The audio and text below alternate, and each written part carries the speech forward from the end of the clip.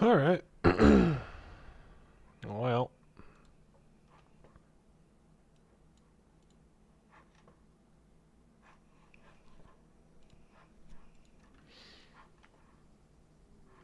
I don't know.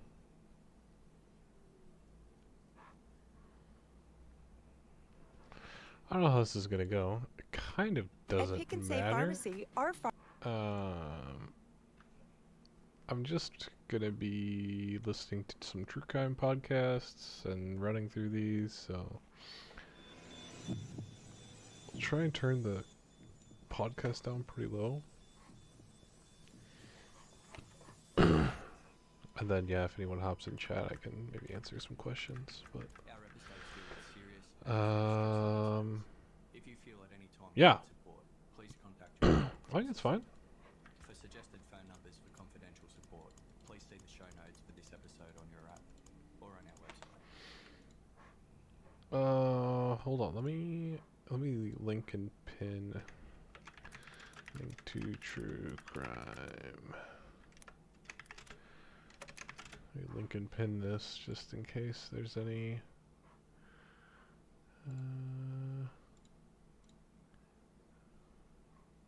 Copy. Okay. Can I pin this? There we go. Message pinned. There we go. And we'll continue. Pedro Rodriguez Filho, or Pedrinho as he came to be called, was born on June 17, 1954. He had a misshapen skull due to a deliberate kick his mother, Manuela, had received to her pregnant belly from her husband, Pedro Rodriguez Sr. Given the level of violence their father inflicted upon their mother, Pedrinho and his 7 younger siblings were lucky to be born at all. The Rodriguez children grew up on a farm in the Brazilian municipality of Santa Rita do Sapucaí, south of the state of Minas Gerais. Although the family was poor, they did not experience the extreme poverty that afflicted much of rural Brazil during the 1950s and 60s, at which time impoverished citizens were often viewed as disposable. Crime was commonplace. Clean water was mostly diverted for crops, and a lack of sanitation led to diseases for which there was no money to treat. A common saying in the area was that God must exist, because the devil certainly did. Alright. Pedro Sr. worked hard for a meagre salary as a night security guard at a local school, and was considered an agreeable man until he drank alcohol, which brought out his violent temper. Manuela was a religious disciplinarian who was quick to punish her children and unafraid to administer beatings. Her eldest, Pedrinho, would often accompany her to church, but he never understood what the pastor was saying and would sometimes fall asleep, earning him a thrashing. Pedrinho's grandfather, Joaquim, whom Pedrinho described as a simple gentleman, became his mentor, teaching him skills he needed in order to survive, including how to swim, plant, harvest, hunt, and defend himself. Joaquim took Pedrinho to his job at the butchery and taught him how to carve up an ox carcass, which served Pedrinho well when he later started work at a chicken slaughterhouse. Joaquim coached Pedrinho to become a, quote, worthy, correct, and just man. He grew into a tough teenager, and although he was smaller than most boys his age, he was determined and fearless. Pedrinho's most defining characteristic was his deep resentment of injustice. This looks like it was a mistake.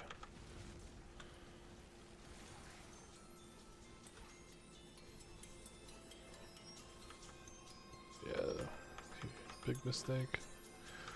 Darn. The way I thought this was going to loop around did not actually happen. I should have gone up first, I guess. In 1967, Pedrinho was 13 years old, and violence was a part of his daily life. He saw it at home, in the streets, and at his work, where animals were slaughtered without any regard to humane practices. On one occasion, He took his cousin's horse for a ride without asking, and in return received a forceful punch to the face. Shocked, Pedrinu looked directly at his much older and larger cousin and said, "I'm going to kill you." His cousin laughed and hit him again. Other family members who heard about the altercation laughed at Pedrinu for being weak. Over the following weeks, he found himself consumed by feelings of revenge and injustice. Pedrinu's grandfather worked at the local sugarcane mill, and one day, Pedrinu and his cousin were assisting him. The two were responsible for feeding the sugarcane through the press, a machine consisting of two rollers that crushed the brown juice out of the stalks. Pedrinu waited for the right moment before calmly shoving his cousin into the press, pushing him with all his might in an effort to force his body through the rollers. His cousin's arm was mangled up to his shoulder, but the rest of his body jammed up against the machine. Pedrinu tried pushing his cousin's head into the rollers, but it was the wrong size and shape, causing the rollers to spin against it without grabbing hold. It's frightening. Pedrinu then grabbed a pair of pruning shears and began stabbing his cousin, hoping to cut him up enough to force him through. Workers overheard the screams and raised the alarm. The boy's grandfather came to the rescue and turned the machine off. Pedrinu spent several nights in jail, but as his family depended on him, they informed the police that no charges would be laid. Huh? As Pedrinu was a minor, the police agreed to let him go. He was made to clean the blood and flesh off the sugarcane press as punishment, which took him 4 weeks to complete. He felt no remorse for severely wounding his cousin, instead telling the tale with amusement, saying it gave him pleasure and he had righted an injustice. A year later, Pedro Sr. was accused of stealing food and stationery from the school where he worked during his nightly patrols. I really don't like this labor dungeon. But was fired with no severance pay and branded a thief, making it impossible for him to get another job as a security guard. Unemployed, he was unable to provide for his family, and they had to get by on the money Manuela made as a cleaner and laundress. Pedrinu took to the jungle with his grandfather's rifle, hunting monkeys to sell for their pelts, which could be turned into fine leather. Things only worsened for his family, and Manuela often broke down in tears. Pedrinu sincerely believed the school's daytime guard was responsible for the theft, and that those in a position of power refused to listen to his father's side of the story. The headmistress and the deputy mayor, who had the power to hire and fire the school guards, took the word of the daytime guard without analysing the evidence. Pedrinu packed his grandfather's .36 caliber rifle, ammunition, a machete and a tent into a green armored Where the heck? backpack and went camping in the mountains for 30 days. He only hunted what was necessary to survive, cautious not to exploit the woods or mistreat the wildlife. He later explained in his autobiography, Pedrinu Matador, "I didn't go there to live or to hide from my problems. When I got the guns, I had a plan, and I already knew what I was going to do. I was going to get revenge." He returned to civilization, and one night lay in wait outside the deputy mayor's house, watching as a jeep rolled up the drive. The deputy mayor emerged from the vehicle and turned in surprise at the sound of a gunshot. Pedrinu fired again, killing the mayor instantly before fleeing the scene. Although the murder gave him a feeling of righteousness, he still seethed over his father's unfair treatment. A month later, Pedrinu went to the school and waited in the storeroom where the daytime guard started his day. When his target arrived, Pedrinu pointed the rifle at him and ordered him to sit in a chair in the middle of the room. He looked the guard in the eye I hate when I do that. "Did you see what you did? It destroyed my family. My brothers are starving because of you. Is it fair that you did this? Realizing who he was, the guard began to sob, apologize, and beg for his life. Pedrinho shot him twice, then covered his body with furniture and boxes. Sure. He set the pile on fire and fled.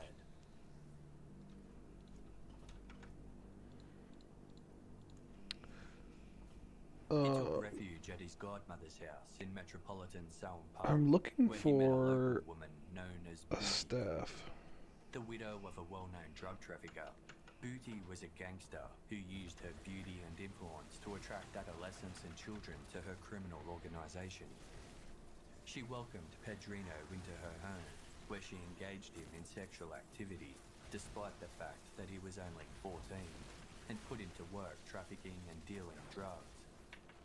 Although he had little experience, Pedrinho's relationship with Booty enabled him to take on a higher position within the criminal hierarchy, but older and more experienced dealers were jealous and unwilling to recognize his authority. The girlfriend of one of his rivals warned him to watch his back and be prepared for an ambush when he least expected it. Shortly after, some of the other boys invited Pedrinho to a local lagoon to escape the heat and smoke cannabis. As he walked down the incline toward the water, he noticed his companions were armed and acting strangely. He pulled out a gun and ordered them to drop their weapons, demanding to know why they were planning to kill him, but they turned and fled. Pedrinho shot at them, killing two and severely injuring another. Oh, this Pedrinho guy. He came to be known as Pedrinho Cartucheira, or Cartridge Petey, due to his weapon of choice, a 2-shot, 12-gauge sawn-off pipe shotgun. Pedrinho worked with 2 friends whom he trusted. The trio watched out for each other, taking it in turns to stand guard while the other 2 slept. Together they carried out numerous crimes, including one in Jacareí, an industrial town located between the cities of São Paulo and Rio de Janeiro. They were supposed to collaborate with a drug dealer who went by the name China, but Pedrinho took an immediate dislike to him, deeming him a bully and a cheat, and decided to rob him instead. Nice. The trio stole China's drugs and guns, shooting one of his men in the process, and injuring China and his brother.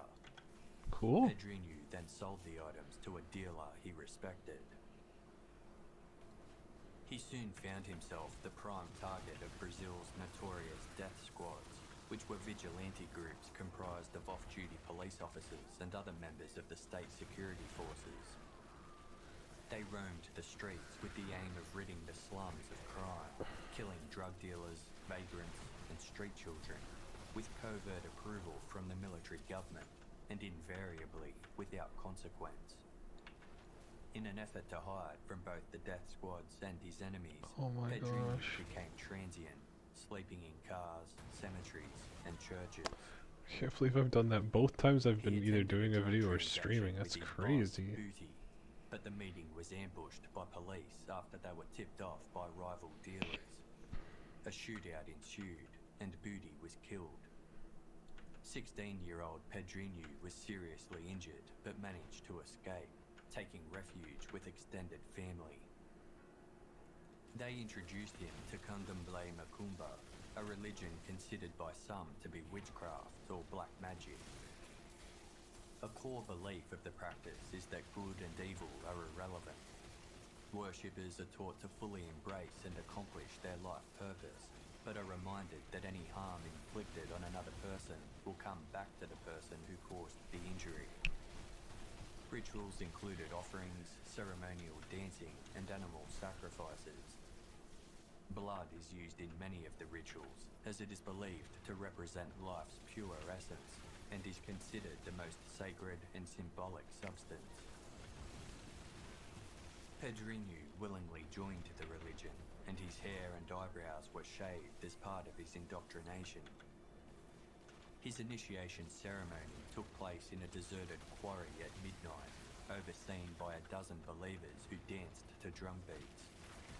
He was required to kill a cat and drink its blood before placing its entrails all over his body. Okay, The I don't like carcass this was cult then very filled much. with seeds and buried.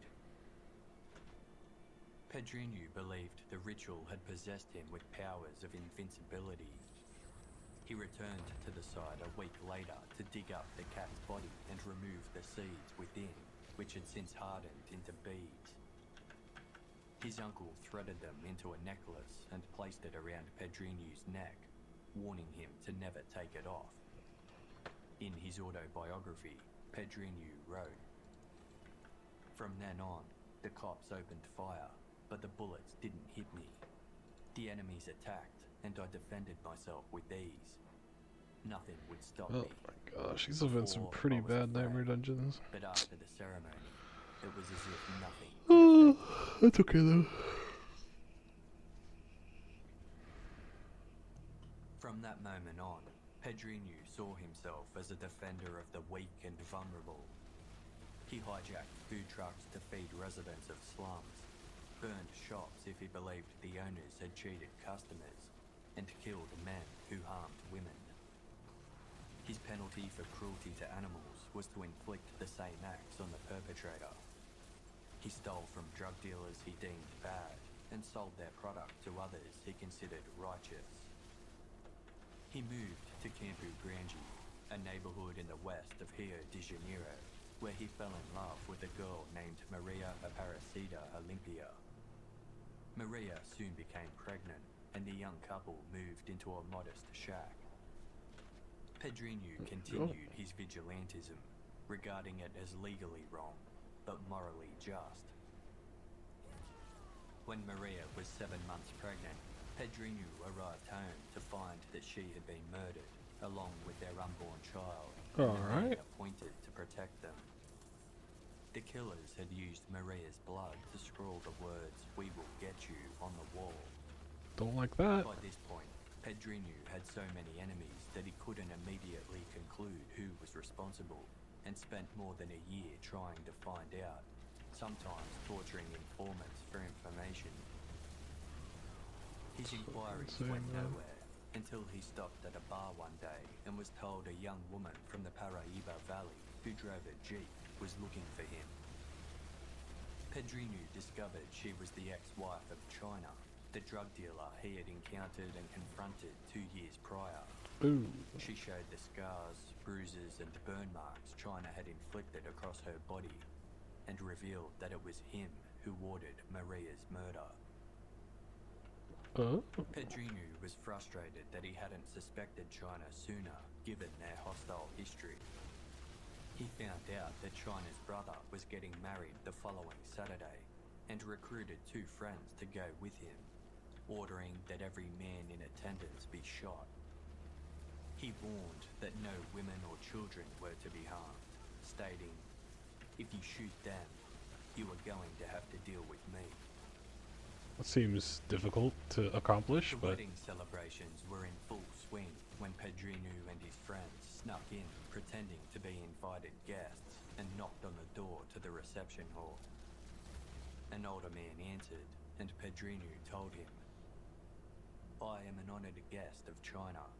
I believe the most awaited guest of the night." Pedrinho and his cohorts burst into the venue, ordering all women and children upstairs. China came at Pedrinho with a revolver, but Pedrinho shot him in the chest with his trademark 12-gauge shotgun, killing him instantly. They continued shooting indiscriminately, stopping when their ammunition ran low, and then calmly walked through the carnage into the bar for a drink. In total, 7 men had been killed and 16 others were injured. The only woman hurt was China's mother, whose arm had been wounded in an attempt to protect her son. wow. Pedrinho would later claim that the injury was her own fault. I'm amazed they News actually of did the that. wedding massacre spread, earning 18-year-old Pedrinho the nickname Pedrinho Matador, which translated to Little Pete the Killer, or Killer Petey. His unbridled and merciless obsession with retribution made him a It fearful wasn't terrible, figure, but but some commended him for his reputation as a protector of women and children. Pedrinho adopted the lifestyle of a cashed-up gangster and initiated a polyamorous relationship with twin sisters. He revelled in his Holy hell. notoriety and the fear his presence had among those he considered scum, saying, "I had money, morals, respect, and power." only 3 more. He worked to make So sure 2 more after criminals this one, were actually. more afraid of him than they were of the death squads. Adding to the plethora of body art he'd already accumulated, he tattooed the words, "I kill for pleasure," on the inside of his right forearm. On his left arm, he tattooed Maria's name and the inscription, "I can kill for love." He would later tell journalist Herberto Cabrini on television news program Connects Our Reporter that he killed every day during this period. If a day went by without killing someone, he became agitated. He told the reporter, "I would summon the devil. It was a ritual. It was like, it's yours. This body is yours. This blood is yours." Terrifying. He drank the blood of his victims, believing it made him stronger. Doesn't seem healthy. Brazilian law enforcement embarked on a manhunt to track Pedrinho down. As a result, several of his trusted associates and friends were killed, causing his paranoia to grow. He trusted no one and constantly felt as though police were closing in on him. On May 24, 1973, Pedrinho was having a drink at a Who bar is this one? where the father What are of you his doing? twin girlfriends worked. Unbeknownst to him, the twins' father had alerted police of his presence, and they soon stormed the building. Pedrinho was wounded in the subsequent gunfight. Before he lost consciousness, he heard the officers screaming for his death. He awoke chained to a hospital bed, surrounded by nurses, police, and reporters, to witness the moment Killer Petey was formally charged with murder. He spent 25 days recovering in the hospital, completely restrained and under 24-hour guard. When he was well enough to be transferred to prison, he was provided with the option of going into protective custody or general population, where the friends, brothers, and sons of many of his victims were serving sentences.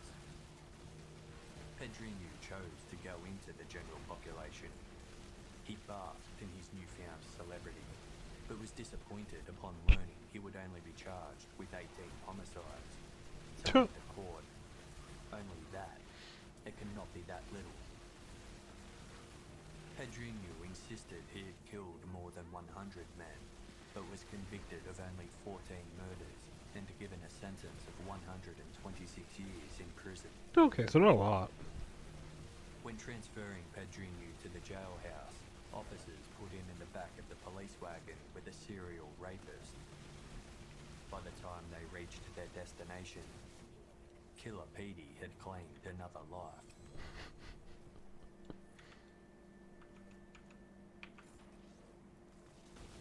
Brazilian prisons are notorious for being some of the toughest and the most violent in the world. In the early 1970s, conditions were particularly overcrowded, unsanitary, unsafe, and inhumane, with infectious diseases such as tuberculosis and dengue fever spreading easily.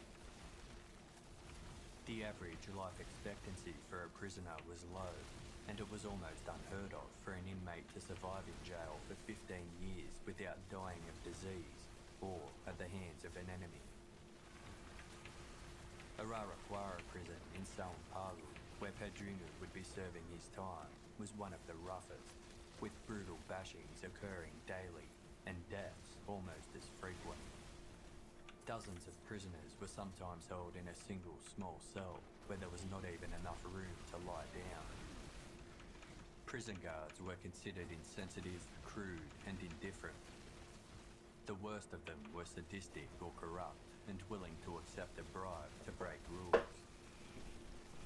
The underpaid and outnumbered staff largely left prisoners to their own devices.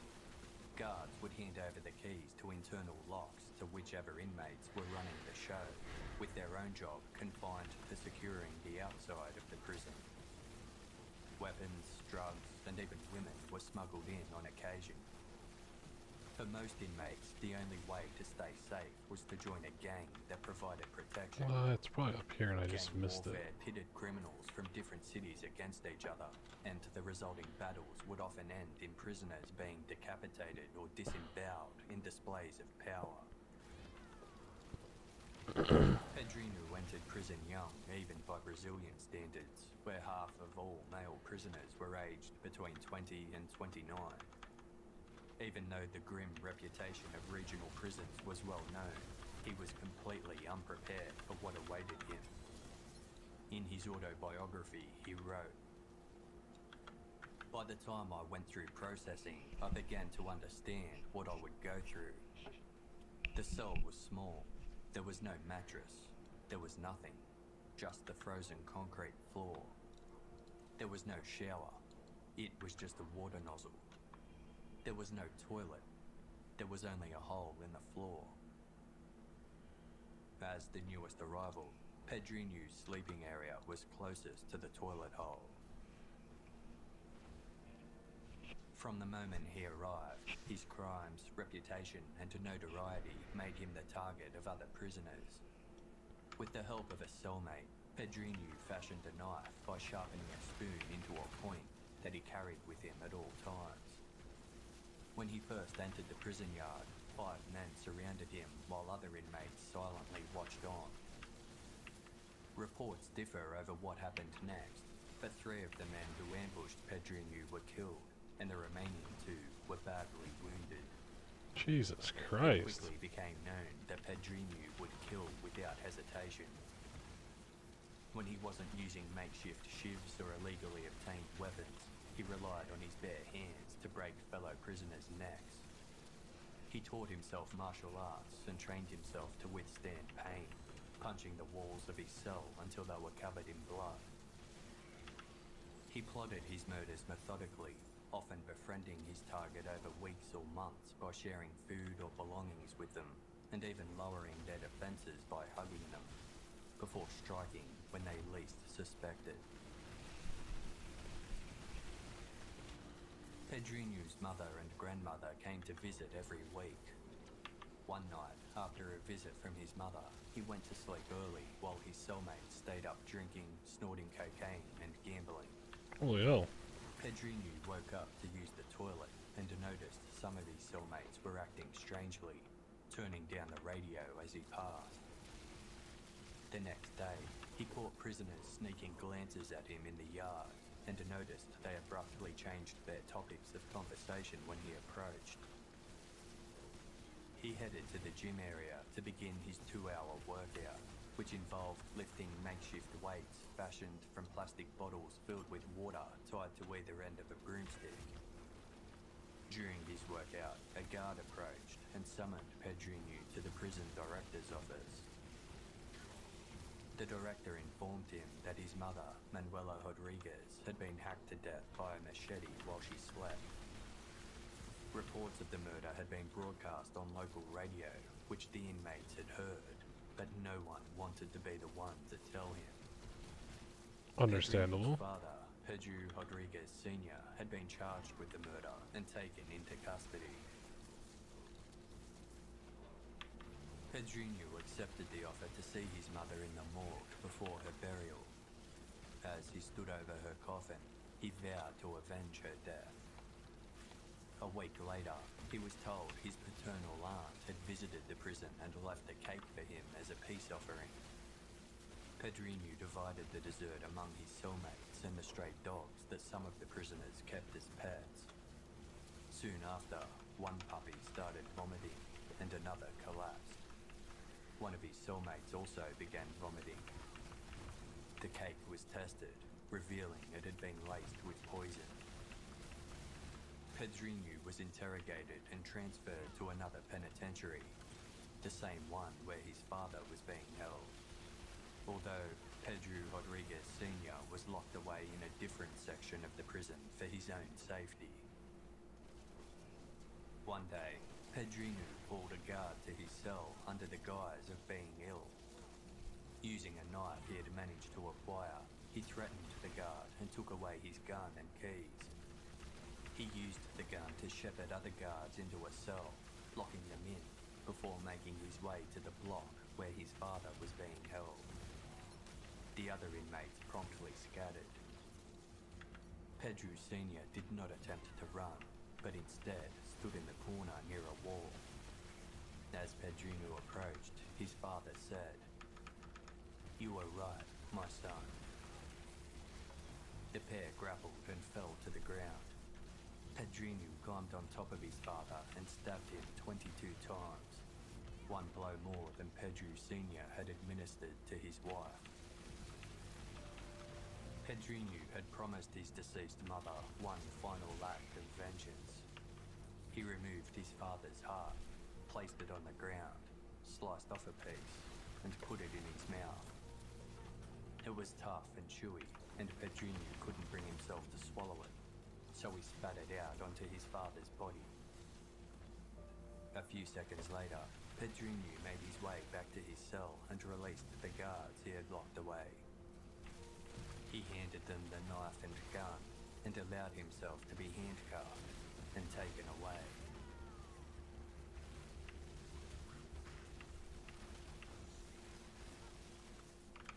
Holy.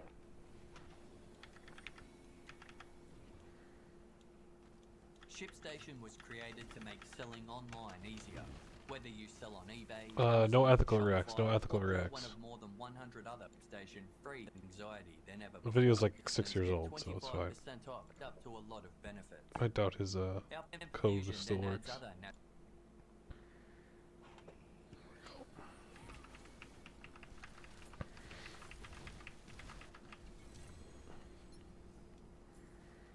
Although Pedrino knew he would likely remain in prison for the rest of his life, he felt he shouldn't have to exist alongside criminals he deemed unworthy of living. Following his self-imposed moral code, he continued to target rapists, pedophiles, and men who murdered women or children. He was given the nickname The Punisher after the Marvel Comics vigilante character who employed lethal methods in his campaign against crime. Okay. Pedrino mostly kept to himself, but occasionally befriended and protected other inmates, such as a prisoner named Clouddew. When Clouddew was due to be released, he promised he would help his protector escape. Pedrino gave Clouddew the address to his grandmother's house, where he would be welcomed and provided with assistance. There, Clouddew became romantically involved with Pedrino's sister, Sylvana. However, one night, Pedrino's brother disrespected Clouddew, hitting him and accusing him of having a sexual relationship with Pedrino in prison. Consumed with rage, Clouddew fired his gun indiscriminately, accidentally killing Sylvana and wounding her friend. Clouddew was sent back to prison, where Pedrino reassured him that he bore no grudge for his sister's death and resumed his role as Clouddew's protector. One day, Clouddew was studying in his cell when Pedrino approached.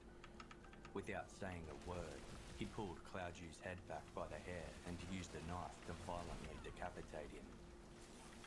Pedrino later stated he was satisfied his sister had been avenged. Quote, "He was my friend, but I just had to kill him. I'm justified." When he wasn't lifting weights, practicing martial arts, or killing his fellow inmates, Pedrino learned to read and write. What did I do on here? He started receiving fan mail and love letters from the public, along with letters asking him to right the wrongs his fellow inmates had committed on the outside. If the writer seemed genuine, Pedrino would oblige the request, refusing to accept any money. He claimed to receive up to 50 letters per week, including several marriage proposals. He ignored most of the romantic requests, but started corresponding with a female prisoner, and the two developed a relationship. They wrote to each other regularly for years, and finally met in person when the woman was released. Prison psychiatrists diagnosed Pedrino Pedrinu as a psychopath incapable of feeling remorse or sympathy, in addition to suffering from paranoia and antisocial personality disorder. During a psychological evaluation in 1982, Pedrinu's greatest motivation in life was detailed as a violent affirmation of self. Although psychologists believed his rage was targeted solely on those who committed wrongdoings, and he was otherwise harmless to law-abiding society. Like many serial killers, Pedrinu collected newspaper clippings about his life and crimes. During his prison term, he faced trial for several murders. He described his motivation for one as, quote, "I did not like his face," and said that another of his victims snored too much. Pedrinu later told reporter Herberto Cabrini that he was just being flippant with the court, and his motivations were much more complicated. He explained one murder occurred when he and another inmate were housed in a private hospice room after a prison riot. There, Pedrinu received a visit from his girlfriend, and as the couple became intimate, Pedrinu noticed his roommate was staring. He ended up killing him for his disrespect and rudeness. The squalor, boredom, and idleness of Brazil's prison system exacerbated Pedrinu's psychiatric problems and paranoia, prompting him to kill for increasingly pointless reasons. He served his time in 9 different institutions, continuing his killing spree in each one. The details of his most horrific attack are questionable, as the only public record appears to be Pedrinu's account of the event years later, during an interview with the journalist Herberto Cabrini.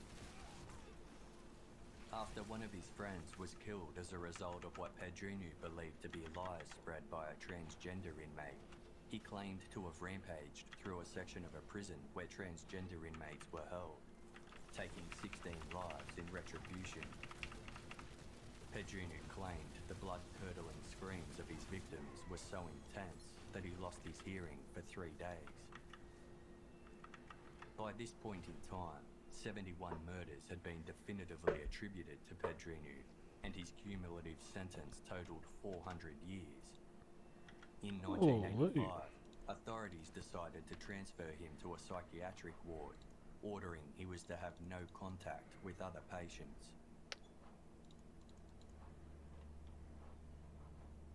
Pedrinu was transferred to Taubaté Maximum Security Prison and Psychiatric Treatment Center, approximately 80 miles outside São Paulo.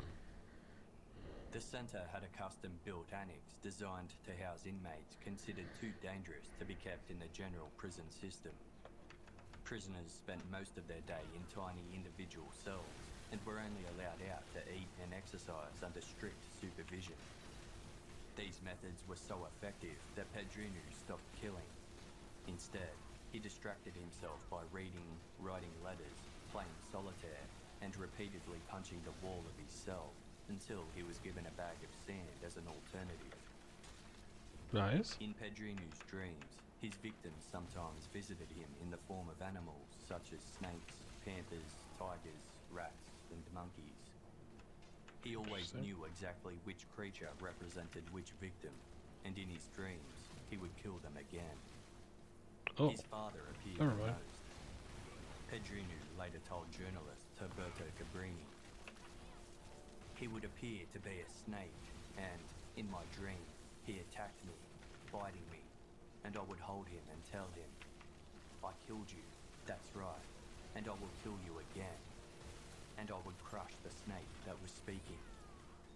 It was a snake, but it was my father speaking." In the early 1990s, a former plastic surgeon named Osmani Ramos was transferred to Taubaté. Ramos had been sentenced to 53 years for airplane theft, car smuggling, and murdering his personal pilot and flight attendant. According to Pedrinu, Ramos snitched to the wardens about a younger prisoner's plans to escape, and when Pedrinu approached him in the lunchroom to discuss the matter, Ramos hit him in the mouth. Pedrinu launched an attack, knocking Ramos to the ground and holding his foot on his neck, but guards quickly intervened. From then on, Pedrinu was restricted to eating alone escalated.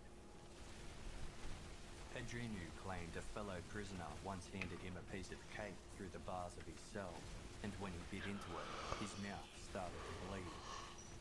Realising the cake had been poisoned, he quickly swallowed a whole can of powdered milk to detoxify.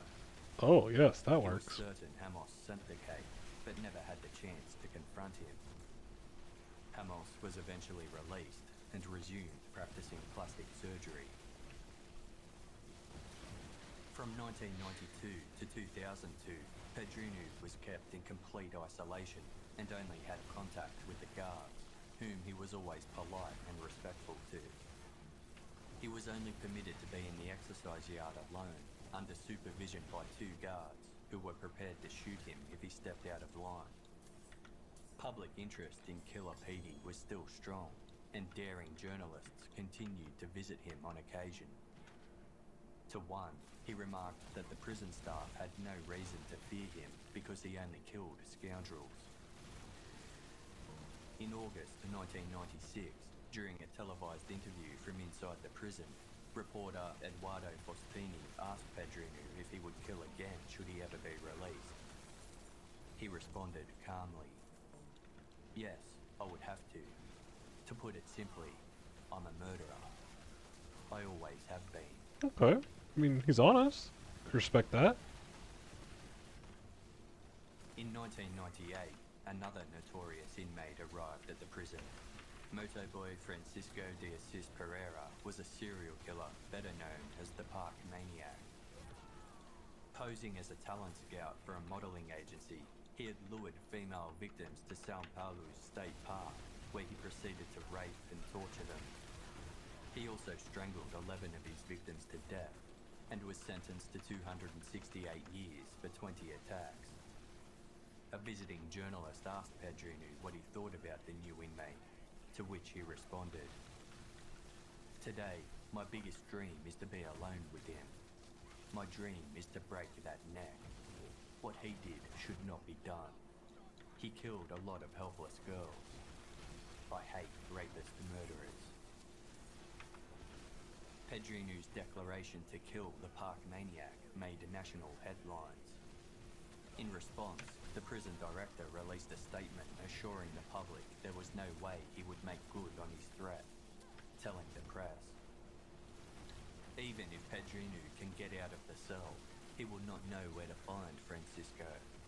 In addition, the two are always accompanied by prison guards." During visiting hours on December 17, 2000, a Taubaté inmate managed to smuggle a gun in and opened fire on prisoners from a rival gang. Amid the ensuing chaos, inmates assumed control of the facility and took 23 hostages, including 4 children.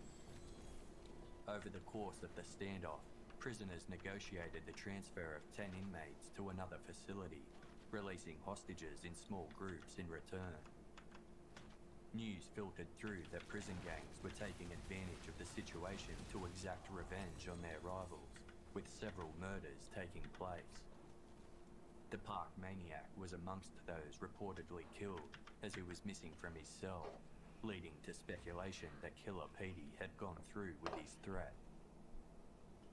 All of the hostages were released unharmed one day later, reporting that their captors had treated them well throughout the ordeal, and that Pedrinho had brought them food and kept them comfortable.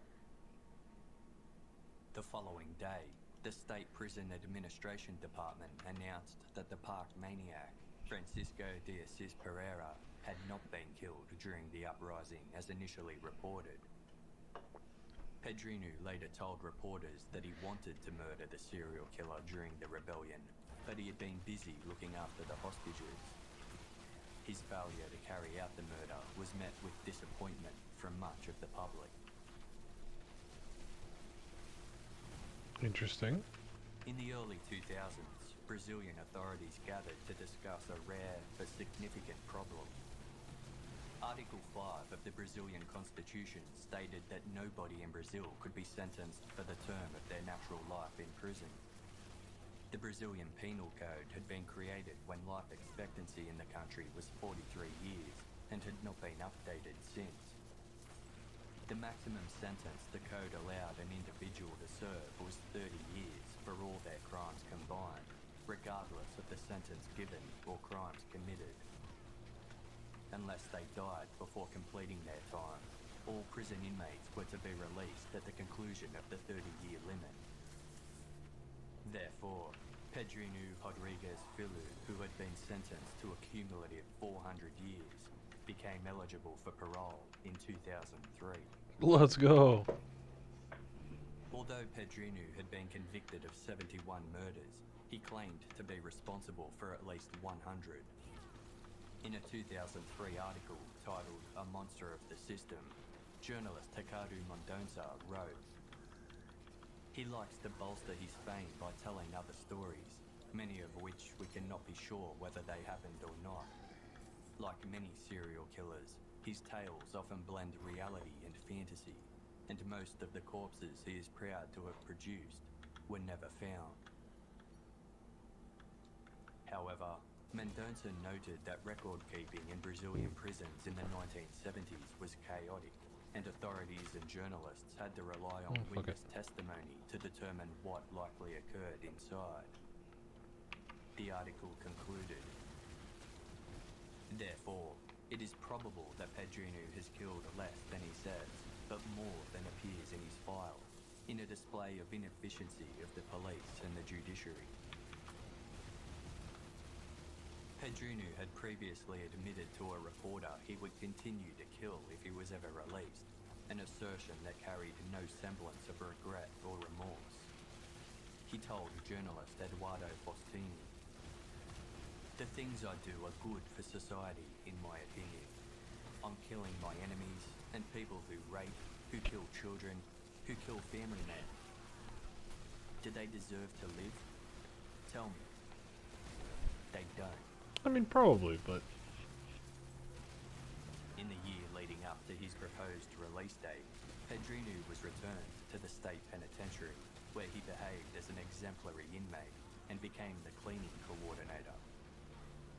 He stated that he had no enemies and didn't plan to kill anyone, unless he came across the park maniac. Pedrinho looked forward to his release. Although he was entering his 50s, he still looked young and had kept fit. He planned to return to his family on the outside and earn a living working in a slaughterhouse, like he did when he was a boy, admitting that he didn't know how to do much else. He was unaware that police, prison authorities and politicians were meeting to discuss ways they could keep him locked up.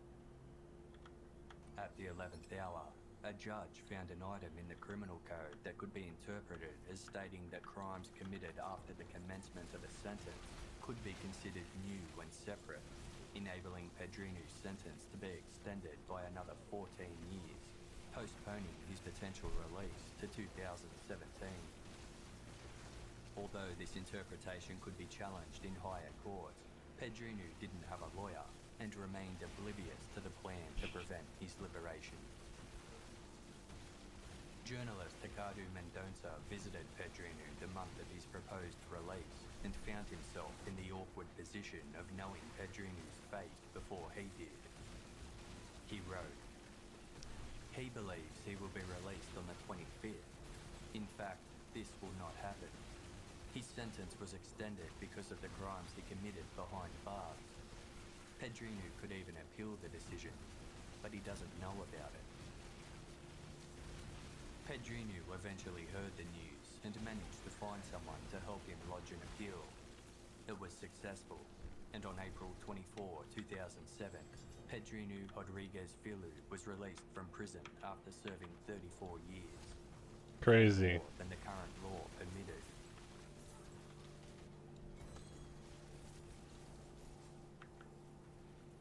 The Brazilian prison system didn't provide any sort of resocialization program, and at least 70% of released prisoners went on to re-offend.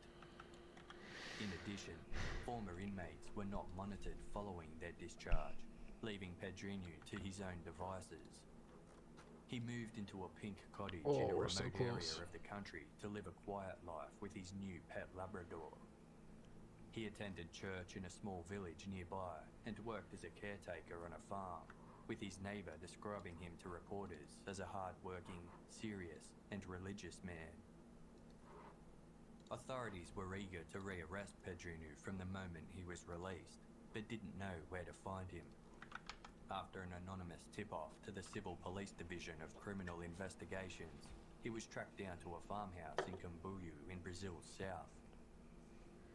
On the morning of September 15, 2011, he was arrested and charged in relation to 6 riots that occurred during his incarceration, including the deprivation of liberty of a prison officer. Pedrinu was also in possession of a loaded .38 caliber revolver, violating the terms of his release and earning him another charge. He didn't resist, entrusting his dog to his neighbour as he was led away. Dozens of reporters were waiting at the police station. One asked, "Do you think you've already paid for your crimes?" Pedrinu nodded and replied, "I've paid for my crimes." He fell back into his familiar prison routine of working out, reading, and fostering his celebrity status. Fan mail arrived constantly, and he received more visitors than ever, including news reporters, filmmakers, and authors who wanted to document his life. He was compared to fictional serial killer Dexter Morgan from the television series Dexter, who regarded himself a vigilante dispensing justice where the system had failed to do so. How have I never heard of this guy? In a 2012 prison interview, Pedrinu told journalist Marcelo Rezende he hadn't killed anyone he thought he shouldn't have, saying that he didn't believe in regrets. On December 6, 2017, 6 years after his second arrest, Pedrinu was once again released. At 64 years old, he still looked youthful, due in part to a strict fitness regime that started every morning at 4 a.m. Though he wasn't convicted of any murders during his second incarceration, in an interview with journalist Roberto Cabrini for the TV show Conexão Reporter, Pedrinu said the last murder he carried out was, quote, about 5 years ago. He clarified that it wasn't committed in prison, and when pressed further, he refused to discuss the matter, saying, "It's kind of complicated." Pedrinu told Cabrini he would not kill again unless someone were to harm his family. He maintained a close relationship with one of his sisters and her family, and often joined them for dinner. He also attended church regularly, certain that God had forgiven him for his sins, and expressed the desire to marry and have a son and a daughter. But he still had enemies, detailing an incident that occurred in Santa Catarina where he was almost killed but managed to escape when his opponents left to get reinforcements. He claimed he did not seek revenge. Pedrinu has since embraced social media, where his story has taken on a life of its own. He has been dubbed the Dexter serial killer, and his admirers believe he rid the world of evil and protected those unable to protect themselves. In Brazil, less than 10% of murders are solved, and many Brazilians think Pedrinu was the vigilante they needed. He has amassed 2,500 friends on Facebook, where he posts motivational quotes, videos demonstrating his culinary skills, and pictures of new tattoos covering the ones from his past. Interesting. Maria's name has been covered with a feather, which Pedrinu explained. "I erased it because she no longer exists. She is no more." His most infamous tattoo, which read, "I kill for pleasure," is replaced with an image of a scorpion. One that read, "Revenge," now says, "Love." Okay, Pedrinu respect. has written and released the first part of his autobiography, Pedrinu Matador. Right from the start, he appears to mix fact and fiction, falsely claiming to be born at the stroke of midnight on October 30, as if to portray himself as some sort of Halloween omen. He is an unreliable narrator, confusing his stories from one telling to another. He is prone to exaggeration and boasts of incidents and crimes that may or may not have happened. Interesting. The inconsistencies only seem to fuel his legendary status in Brazilian folklore. A rap song has been written about him. He is available for motivational talks and interviews, and is currently working on a documentary with director Bruno Santana. Holy hell, these are pretty good. He now claims he wants to leave Pedrinho Matador, Killer Petey, behind, telling reporter William Cardozo, "I don't want to be known by that name anymore." Although I do wonder what happens But after the this title has Forgotten become Altar. his brand. His YouTube channel, which has 83,000 subscribers and over 5.5 million views, is called Pedrinho X Matador, and states, "In this channel you will know and follow the life of the greatest serial killer in Brazil. Pedrinho Matador was sentenced to the largest penalty ever seen in Brazil. He beat the record for survival in jail and beat the record time arrested. There had never been another detainee that spent so much time behind bars." The idea for this channel came from his friend Pablo Silva and is intended to show that crime does not pay. He often uploads several videos a day and dabbles in live streaming. The videos are produced by his friend, 30-year-old Pablo Silva, and feature messages from Pedrinho about crime and God, archive footage of old interviews, reports on the crimes he is morally opposed to, publicity for his book, and snippets of his day-to-day life. He shares lessons for young people about the dangers of crime, warning them that illicit drugs and activities such as vandalism, skateboarding, disrespecting elders, Skateboarding. and lying to parents are all against his code of conduct. Oh man. A celebrity in his hometown, when out in public, he is often stopped by police who want to shake his hand, and fans requesting a selfie. Shake his hand. Pedrinho claims he craves a quiet life, living on a farm with a dog, surrounded by trees and animals. He says he no longer dreams about the men he has killed, and believes he is living proof that psychopaths can be rehabilitated. In 2019, he told Roberto Cabrini for the Conexão reporter, "In this world, where we are now, I'm not taking anyone's life. I'm cured." The hour-long interview tried to find some degree of humanity and repentance in Pedrinho, but he remained emotionless throughout. He remarked, "I don't regret it because the people I killed weren't worth a shit. The people I murdered weren't even worth the food they eat. If I didn't kill them, they would kill me. They would kill other people who didn't deserve to die." Cabrini asked, "Do you sometimes feel like a temptation, a will to kill?" To which Killer Petey replied, "Yes, but it fades away." Sick.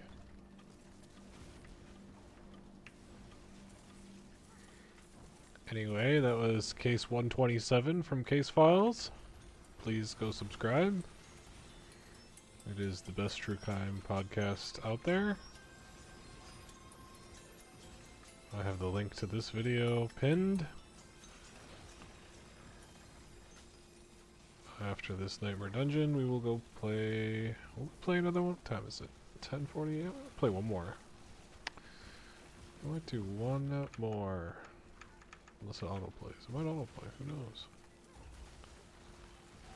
I think we'll be at 100,000 Omnisite after this run, which is excellent.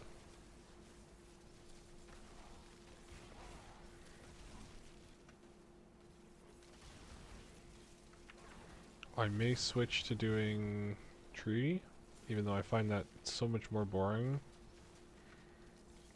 I don't know why I do. I think it's just because it's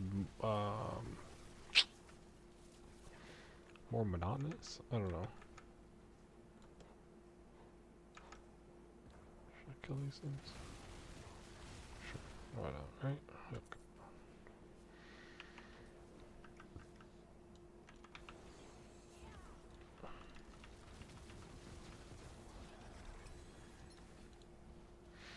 And there you have it. Alright. Actually, no, I won't be at 100k.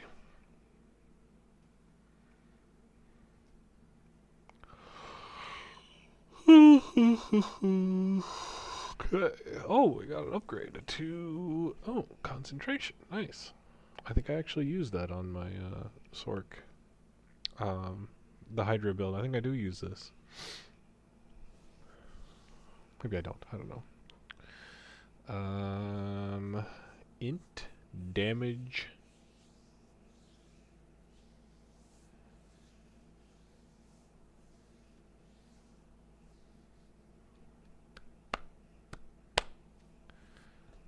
Bummer. Bummer. Okay, what are we actually at? Yeah. 2 more maybe?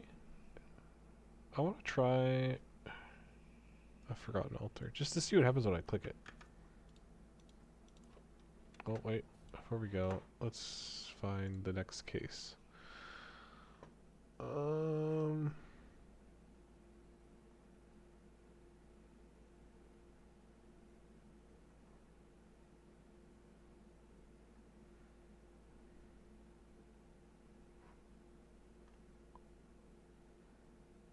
A suspected overdose turns into a chilling mystery. This is case number 130. Perhaps you've heard about the health benefits of CBD and are thinking about trying it yourself.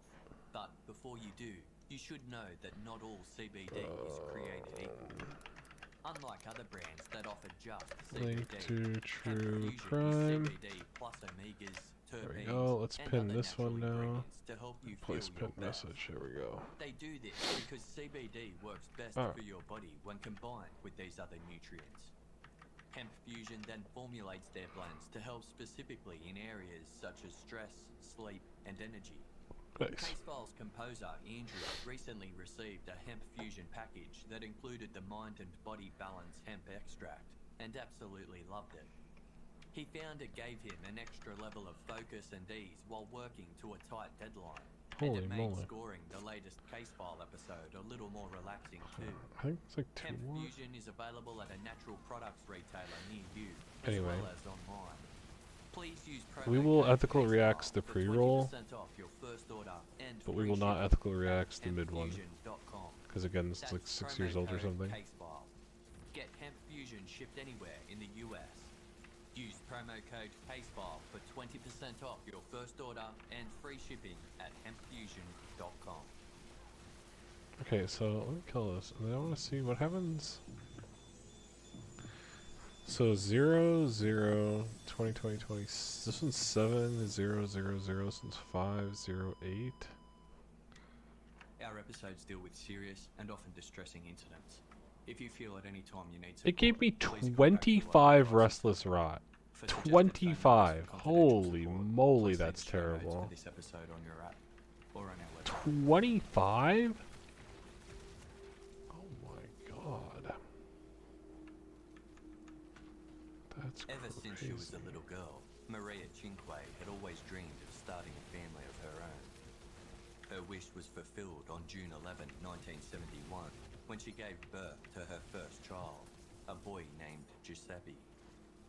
He inherited his name from his grandfather, but was known to friends and family as Joe. Maria and her husband Nice. Nino, who were both Italian immigrants, were besotted with Joe, describing him as the most beautiful baby they had ever seen. 4 years later, Maria gave birth to their second child, a boy named Anthony. The family of 4 lived in a neat 2-story red brick house in Newcastle, a harbour city on Australia's east coast, 160 kilometres north from Sydney. Maria and Nino relished the constant buzz of activity their sons contributed around their household, and looked forward to each evening when the family would gather for dinner at the kitchen table and share stories about their day. The walls of the Cinque's home were adorned with family photos and trophies. Joe was a natural athlete and spent his school years playing every sport he could, including tennis, cricket and soccer. He was popular amongst his classmates, well liked by his teachers, and maintained good grades. He intended to study architecture at university, but by the time he graduated from high school, he decided he didn't want a career that would keep him inside all day, and switched to civil engineering instead. In November 1994, at the age of 24, Joe completed his engineering degree and celebrated the milestone by travelling through Europe for 2 months. Nice. Upon his return to Australia, he resumed living at home with his parents. He started work as a project manager for the same civil engineering company where his father and grandfather were employed, earning a reputation as a hard-working and dependable person. In his spare time, he played sports, went to the gym, and socialised, with people naturally drawn to his easygoing attitude and sense of humour. At the beginning of 1995, Joe joined his mates for a night out at a club in town called The Brewery. There, he met Where did I put this down? 22-year-old Anu Singh. She had just completed a Bachelor of Economics at the Australian National University in Canberra and had returned to Newcastle to spend the summer with her family. Anu was born in the Punjab region of India, but had relocated to Australia with her parents when she was 2 years old. Both her mother and father were medical practitioners, and Anu was the eldest of their 2 children. She was well-spoken, intelligent, and excelled academically, but was also known to behave questionably at times.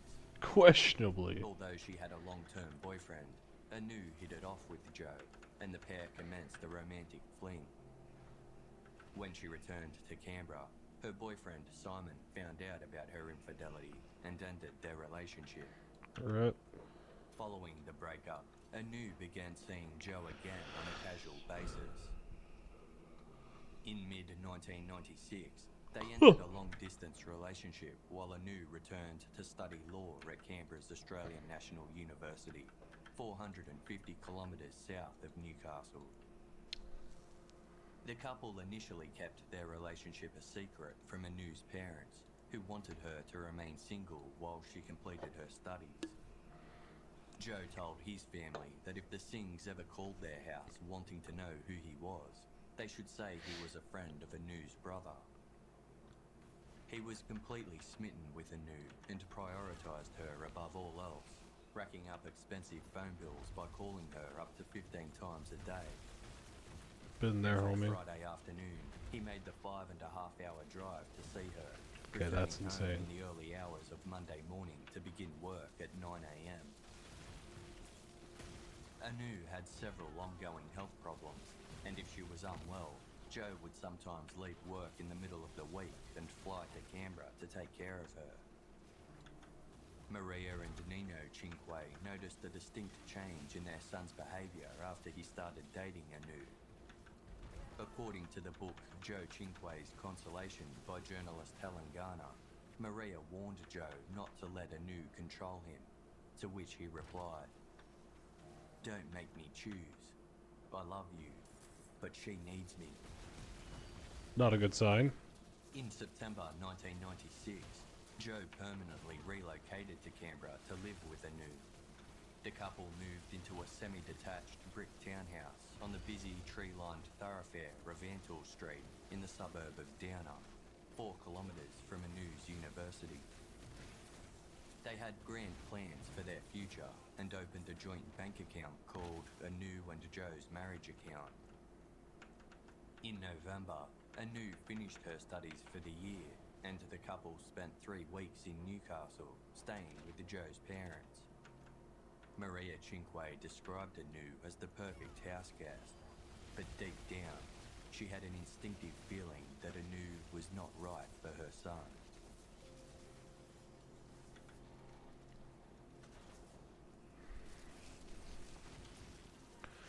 Well, I think we know where this one's going.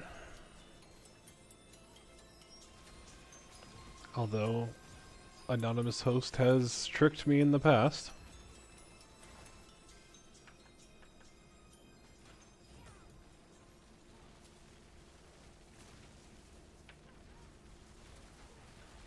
Before Anu entered a relationship with Joe, she had been left devastated by her breakup with Simon.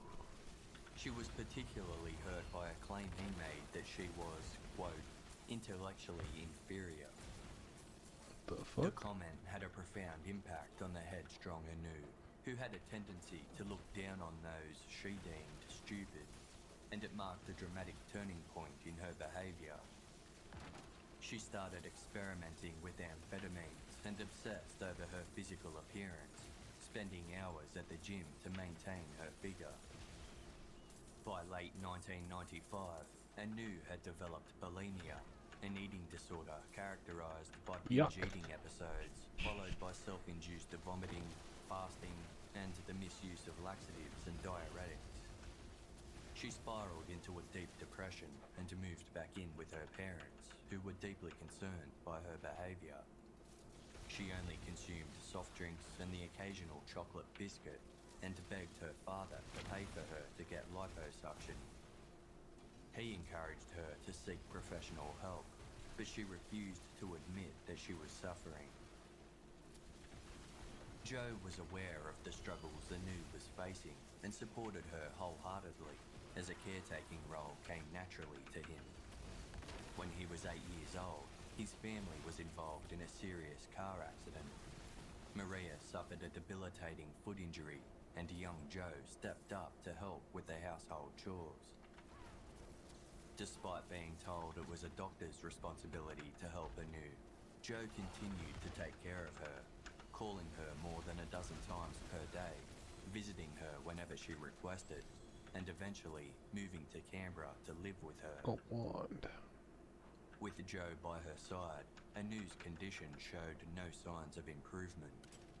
By 1997, she became completely fixated on her health and complained about Charge complete. symptoms, including aching legs, hot flushes, and chronic fatigue. She withdrew from social events and rarely attended her university lectures. When she did, classmates noted she looked uncharacteristically disheveled. She told a friend there was something wrong with her metabolism and her muscles were being eaten away, but doctors couldn't find anything wrong and diagnosed her issues as purely psychological. Anu maintained there was nothing wrong with her mind, and it was only her body that had problems. At one stage, her mother found her frantically pacing her room in tears, saying things were crawling under her skin, and it felt like her head was attached to someone else's body. Following this incident, Anu agreed to see a psychiatrist. We did it! Referred her to another doctor. 100,000 on the site. With the appointment. In March 1997, Anu approached Maria Chinque, hoping she would understand her ongoing health issues, given Maria's own experience following the car accident. I might go do Anu was these. anxiously pacing and fidgeting, leading Maria to wonder whether she was going through drug withdrawals. Months later, Anu was convinced she had contracted AIDS. She told a friend it was unfair that Joe was unaffected by the disease, and that she planned to put her infected blood on his toothbrush. When the results of her AIDS test came back negative, Anu considered the possibility that she had a crippling nervous system condition like multiple sclerosis or peripheral neuropathy. She showered up to 7 times a day and told her father that she thought she was going to die. Holy hell. She was not doing well. Her mother contacted a mental health crisis team and tried to have Anu admitted for treatment, but as she wasn't considered a danger to herself or others, they couldn't admit her without her permission. Maybe I'll try and do this for Anu weapons. blamed her undiagnosed To try and get a good condition staff. on ipecac syrup, a vomit-inducing Kinda wanna do a medication. good staff.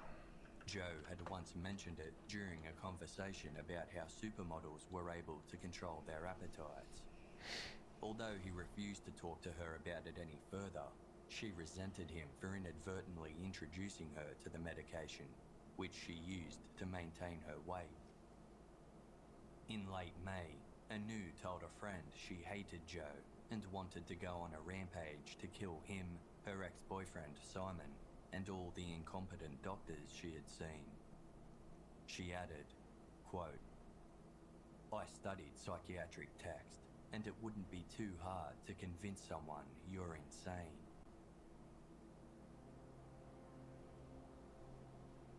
The next month, she visited Canberra's National Library with her closest friend, fellow law student Madhavi Rao, Anyway. Like Anu, Madhavi had high-achieving Indian parents and excelled academically, but was the quieter, more studious of the pair. They sourced a book written by the Hemlock Society, an American organization that advocated an individual's right to die. It contained information on assisted suicide and relevant legislation surrounding the issue, and the pair photocopied various pages. A month later, Anu asked a friend if he could help her obtain a gun, telling him she was suffering from permanent I guess I should do neurological that. damage and wanted to end her life.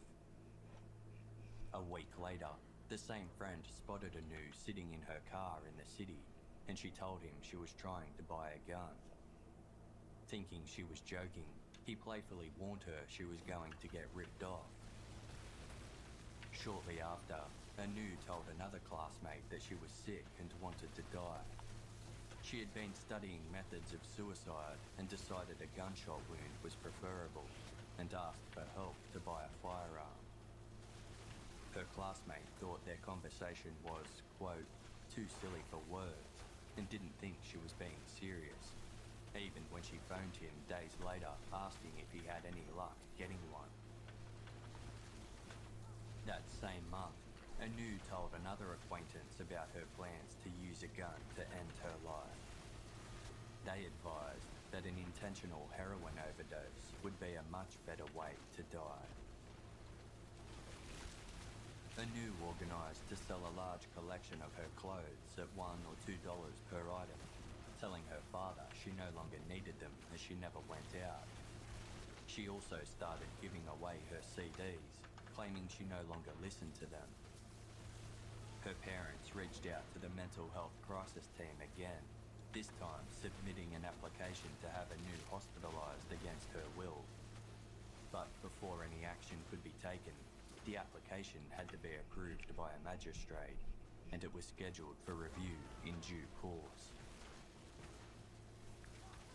In late August of 1997, Anu inquired with a known drug user on campus about the logistics of overdosing on heroin. He explained that in excess quantities, heroin causes a user to stop breathing and die a painless death within minutes. He believed $150 worth of the illicit substance would be enough to cause a recreational user to overdose. A week later, Anu called him wanting to buy half a gram of heroin. She arrived at his house with her friend Madhavi soon after and exchanged $250 for the drug. The two women were shown how to prepare a hit and were both injected for the first time. A month later, they attempted to shoot up on their own, but couldn't find the right veins. So they invited another of their friends over to re-demonstrate the injection process. On Tuesday, September 23, Anu made an appointment with the university counsellor to discuss her relationship with Joe Chinquay. She divulged that the two were verbally and physically abusive to one another, and she wanted to end the relationship, but couldn't, as her medical condition meant she was financially and emotionally dependent on him. Ay, ay, ay. He Weeks did it, later, didn't he? Anu He purchased always another does it. gram of heroin. The dealer questioned why she needed so much, to which Anu responded, "Someone's coming with me." When asked if she intended to end her own life, Anu said yes, but refused to reveal who the other participant in her suicide pact was.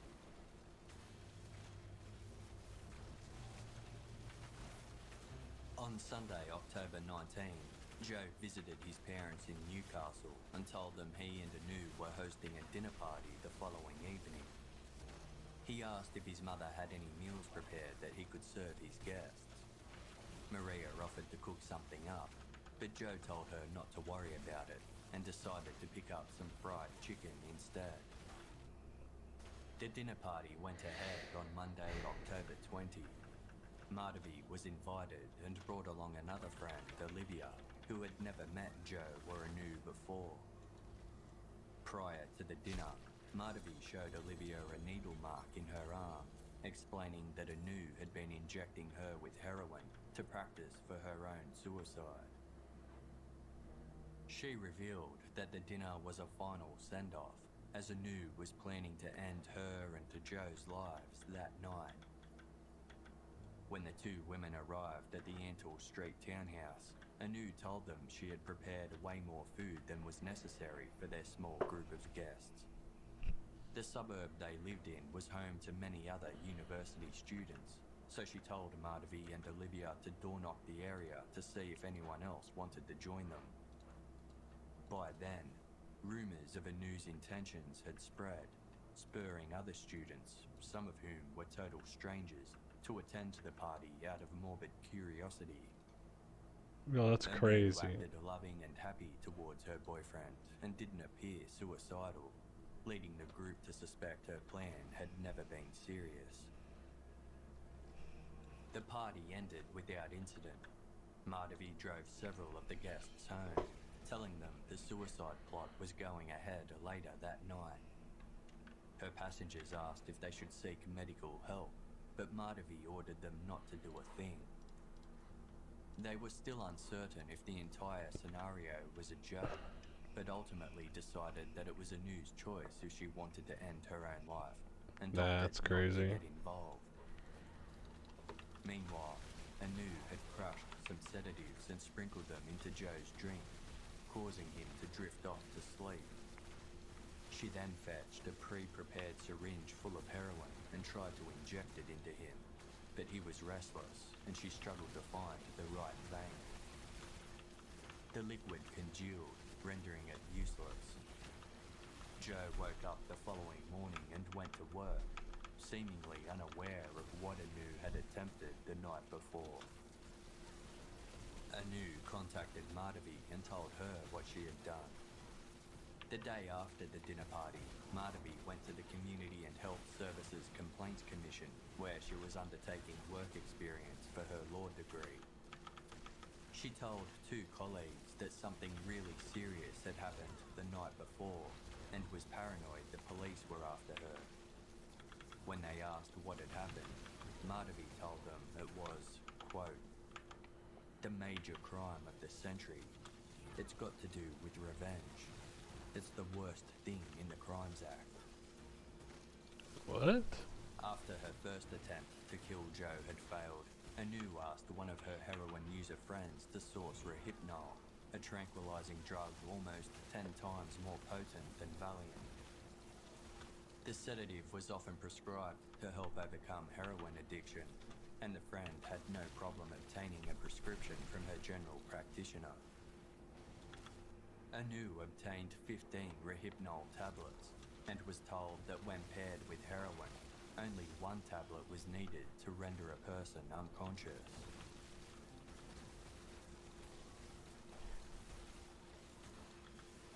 Unbeknownst to Joe, Anu scheduled a second dinner party for the following Friday night of October 24, once again telling guests that she intended to take her and Joe's lives afterwards. When the evening arrived, Joe returned home from work to discover his house was filled with people. Although he seemed surprised, he was a gracious and sociable host, welcoming guests and speaking excitedly about his new car and upcoming plans to holiday in Queensland. There were mixed reactions among the guests. Madhavi had told her friend Olivia that the suicide plot was going ahead for real this time, but Olivia dismissed her by saying, "People who are going to do this sort of thing don't just talk about it, they go ahead and do it."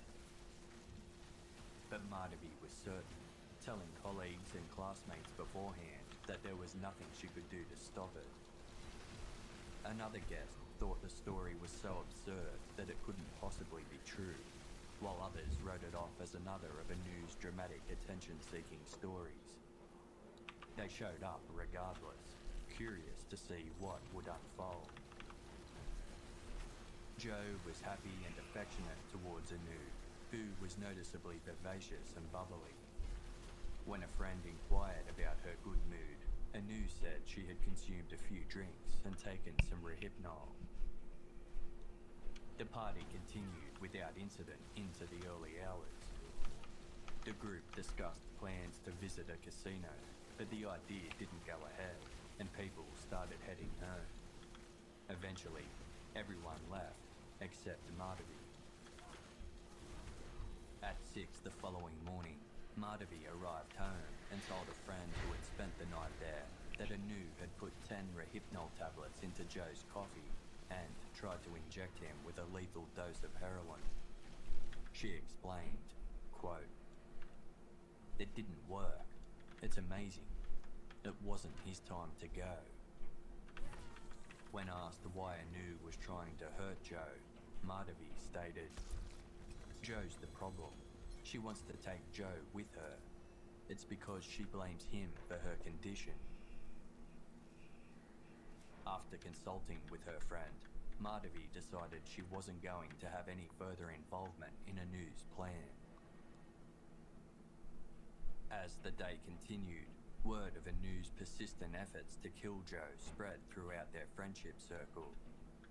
One friend threatened to contact the police, Interesting. but Anu found out and talked her out of it, reassuring she would never do anything to hurt Joe, saying, "We're engaged to be married.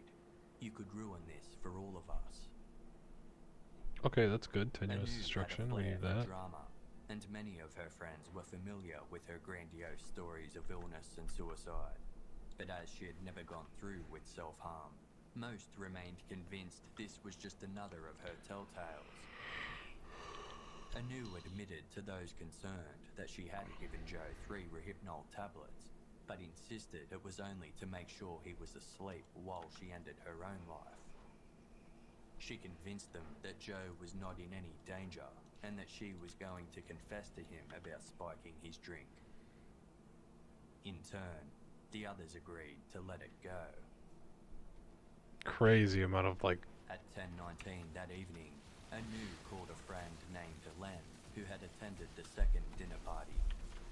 Len was fully aware of Anu's sinister plans, but had quashed the concerns of others by expressing his opinion that the whole story was just a cry for attention. His answering machine recorded part of their conversation as Anu inquired how strong Rohypnol was.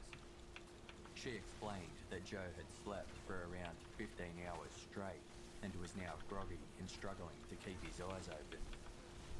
She was worried about what she had done, but Len reassured her that she wouldn't have caused any long-term damage. Joe then took the phone from his girlfriend and said to Len, "Hey mate, my mind is 100% functional. My body just wants to sleep like crazy, that's all." She's worried for nothing. Shortly after midnight, Anu phoned another friend, wanting to know if it was possible to shoot heroin into your legs or the back of your arms. The following morning of Sunday, October 26, 1997, Anu visited Madhavi and told her that Joe wasn't breathing and she needed money to buy heroin to take her own life. The pair drove to an ATM where Madhavi gave Anu $250 cash before walking home Yo, alone. what the fuck is wrong with Martaby? At 9 a.m, Anu arrived to her dealer's house and purchased half a gram of heroin. While it was being prepared in a syringe for her, she paced back and forth, repeatedly saying, "Today's the day." Between 9:13 and 9:40 a.m, Anu phoned Madhavi several times. During one call, a housemaid overheard Madhavi telling Anu to leave her alone, but she eventually caved and told Anu to come and pick her up. Soon after, the pair were witnessed having a heated conversation outside Madhavi's home, with Anu appearing to be very distressed. Approximately 2 hours later, Madhavi visited Len and informed him that after Joe awoke from his Rohypnol-induced sleep the night before, he told Anu he was going to leave her. Madhavi then explained, "Anu tried to kill Joe last night with heroin. She injected him with heroin."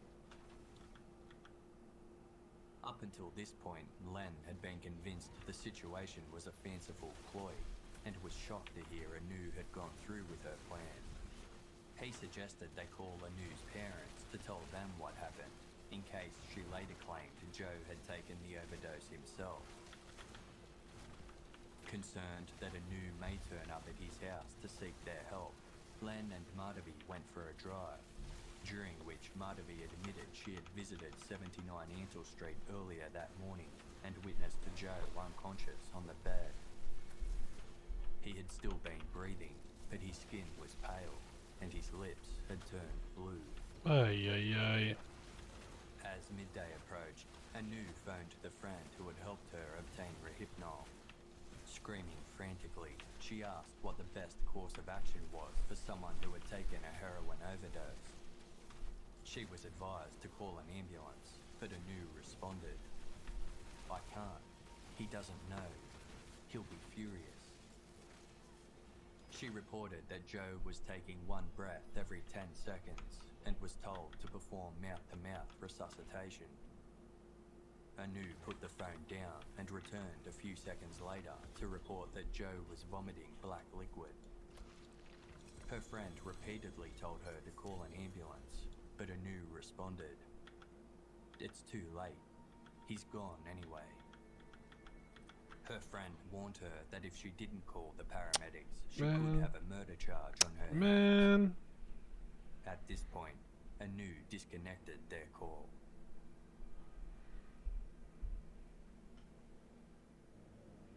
At 12:10 p.m, she placed a call to the emergency services hotline, requesting ambulance assistance to treat a potential heroin overdose.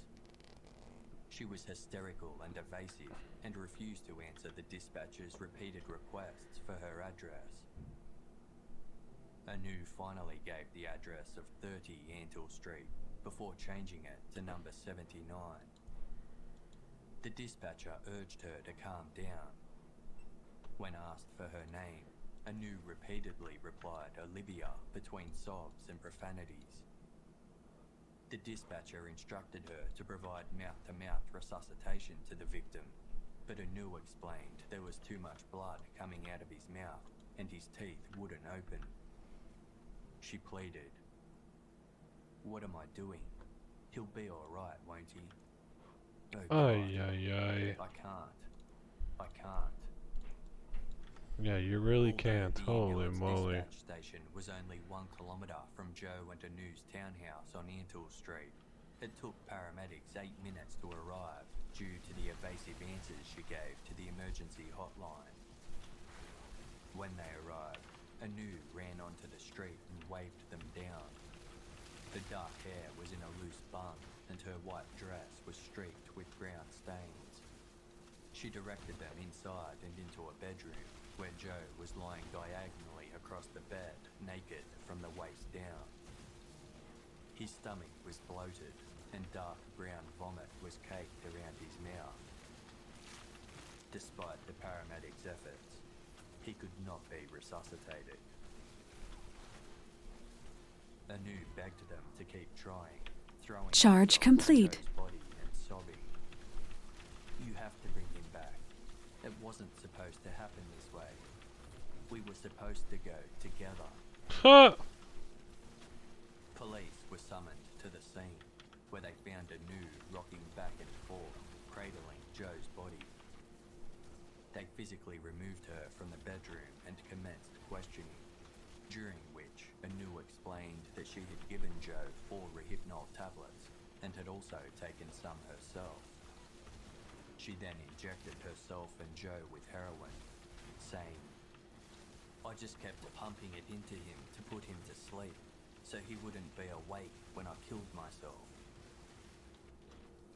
Anu Singh was promptly placed under arrest for murder and taken into custody. The Chinquay family were informed of Joe's death later that evening.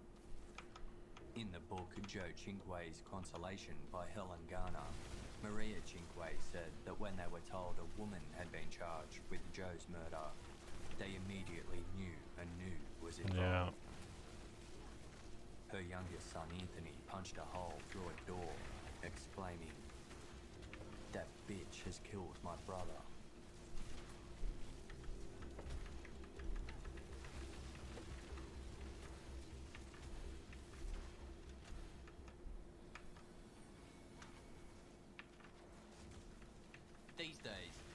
knows that we're gonna do your some mental ethical health is reacts because just as I'm important as in your this physical health. caress. But scheduling in-person therapy sessions can be inconvenient, not to mention expensive. And even if you can afford weekly therapy, the days spent between sessions can leave you feeling stranded. Thankfully, there's Talkspace, the online talk therapy platform that's with you 24/7. Talkspace has more than 5,000 licensed therapists who are trained for every need, including depression, anxiety, LGBT-specific issues, and more. And Here's how it more. works. First, create an account and speak to a matching agent who will help identify your therapy needs. Next, choose a plan that suits your budget. Finally, Talkspace will pair you with the best suited therapist based on your needs. Alright, You no can ethical start react, right sorry. away next month. To get started, you can today at noon. Remember, the link to this episode is in the chat.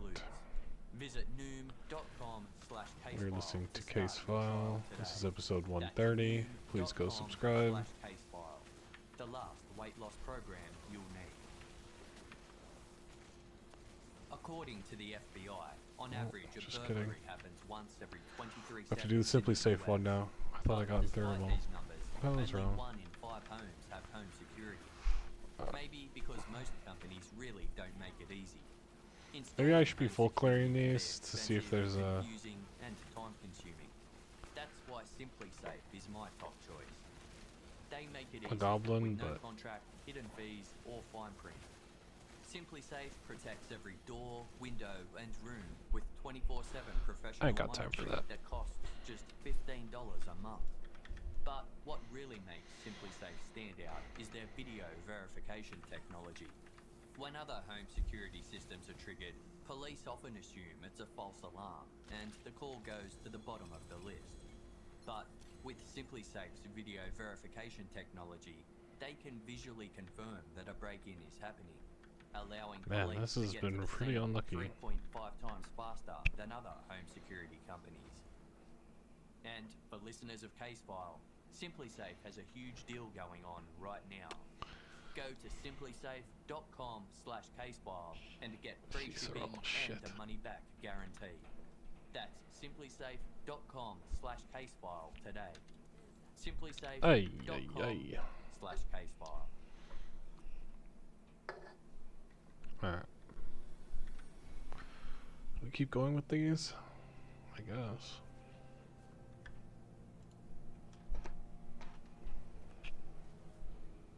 Autopsy and toxicology reports confirmed Joe Cinque died as a result of asphyxiation while under the influence of heroin and Rohypnol, both of which were respiratory depressants. The typical concentration of heroin found in the body of an overdose victim was between 0.2 and 0.5 milligrams per litre, and the amount in Joe's system was 0.67 milligrams per Ay, litre. ay, ay, ay, ay, ay, ay. The police seized Joe's daily planner and discovered he had entered an appointment for 2 p.m. on Monday, October 27, 2 days after the second dinner party, which read, "Get ready to move." He had drawn an arrow to 6 p.m., writing alongside it, "Move urgent, today." When the Cinques visited Joe's house following his death, they were unable to find any of his luggage. This, coupled with the diary entry, led them to believe that Joe had intended to leave anew. Police executed a search warrant at the home of Anu's best friend, Madhavi Rao. In her bedroom, they found a packet of Rohypnol, used syringe packs, alcohol swabs, and several pamphlets about drugs, veins, and arteries. They also found Anu's torn-up diary in her rubbish bin. Madhavi was taken to the police station and, for her involvement in the crime, was also charged with the murder of Joe Thank Cinque, God. I mean, along what with was this attempted woman doing? murder, unlawful and felonious slaying, and administering a stupefying drug. Stupefying In drug. response to the Holy charges, moly, that's a crime. Madhavi said, "I tried at every stage to intercede." 3 days later, her parents I secured don't her think that's true. $100,000 bail, and she was released on the condition that she remained You under literally their gave them money. supervision at their home in Sydney. Anu and Madhavi were scheduled to be tried together a year later, with Anu held in custody while awaiting trial. From the remand centre where she was incarcerated, she phoned a friend and requested he bring her all the relevant High Court cases where the defendant had successfully pleaded not guilty due to reasons of insanity. The duo's joint trial commenced at Canberra's Supreme Court on Tuesday, October 6, 1998, before Justice Ken Crispin.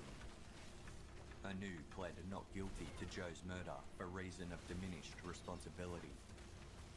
This meant she accepted she had broken the law, but should not be held criminally liable as her mental functioning was impaired when the crime occurred. She claimed she was suffering from untreated borderline personality disorder and major depressive disorder, which was characterized by self-destructive behavior, explosive anger, self-harm, distorted self-image, unstable relationships, fear of abandonment, chronic feelings of emptiness, and having a false sense of reality. All that sounds The true. friend who had supplied Anu with the heroin she used to kill Joe was granted immunity in exchange for providing evidence against the two accused in court. Numerous witnesses testified to knowing about Anu's plans to carry out a murder-suicide and said that Madhavi had assisted her. The defense team tried to use these admissions against the witnesses by questioning why they didn't intervene. Yeah, for real. Many struggled to offer an explanation. Crazy. During the fourth week of the trial, it became apparent to Justice Crispin that the evidence accumulating against Anu would likely cause unfair prejudice against her co-accused. He terminated the proceedings, ordering Anu and Madhavi to face separate trials at a later date. The Fair. prosecution then offered Anu the option of pleading guilty to manslaughter in exchange for a reduced sentence, but she refused, maintaining her innocence. While awaiting her second trial, a letter written by Anu was seized from her locker. It began, "I have decided to write down how this happened, to get it clear in my mind also." She went on to describe the events that led to Joe's death, starting from when she and Madhavi visited the library to photocopy information about suicide. She said she had initially intended to end her own life, but after reading stories about partners who remarried a year or two after the suicide of a loved one, she decided it was only fair that Joe die with her. From then, all she thought about was death. Anu wrote, "Didn't I think at the time that these friends of mine were helping me to die? Didn't I stop and think then that Joe was helping me to live? No. I felt compelled to do it because I thought everyone was against me and only cared if Joe died or not. Then I wasn't sure whether to call the ambulance because Madhavi said if you call the ambulance, he will leave you and put you in an institution." What? In another letter addressed to her mother, Anu wrote, "The most wonderful man in the world loved me so much, would have made a perfect husband and father. Ruined. Perfect life. Ruined. True. Now everyone is better off than me when I had it all. I bet everyone is laughing at me now Two because staffs. of my own utter stupidity No and ring. No solitary. ambulance, actually. You must start preparing for my death now. Just kind of crazy. My life is over. Alright, shit. I made the wrong choice when Oh, so shit. many others were Cool. available at the time. Worked with druggies rather than Joe. Should have protected him and worked with him. Now so many lives are Man. ruined. I wish these druggies were dead and not Joe. Not Joe. Mum, Man. please not Joe."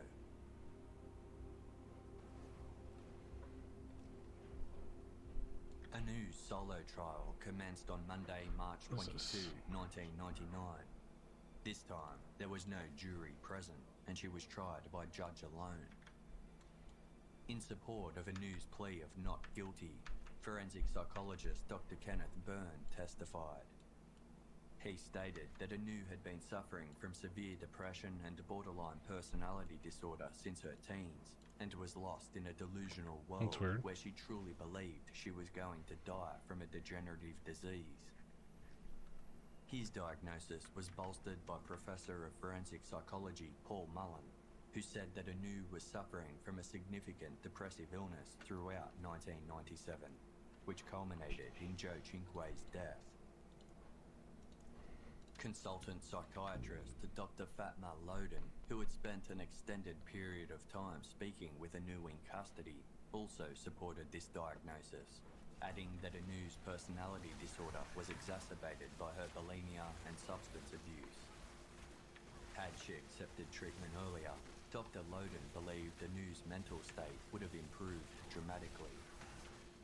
She recommended the accused be spared jail and instead be hospitalised for up to 6 months to undergo psychiatric treatment, followed with 5 years of medication and 7 years of psychotherapy. The prosecution argued that Anu's actions were not impacted by her mental state and that she was perfectly capable of making rational decisions at the time of Joe's death.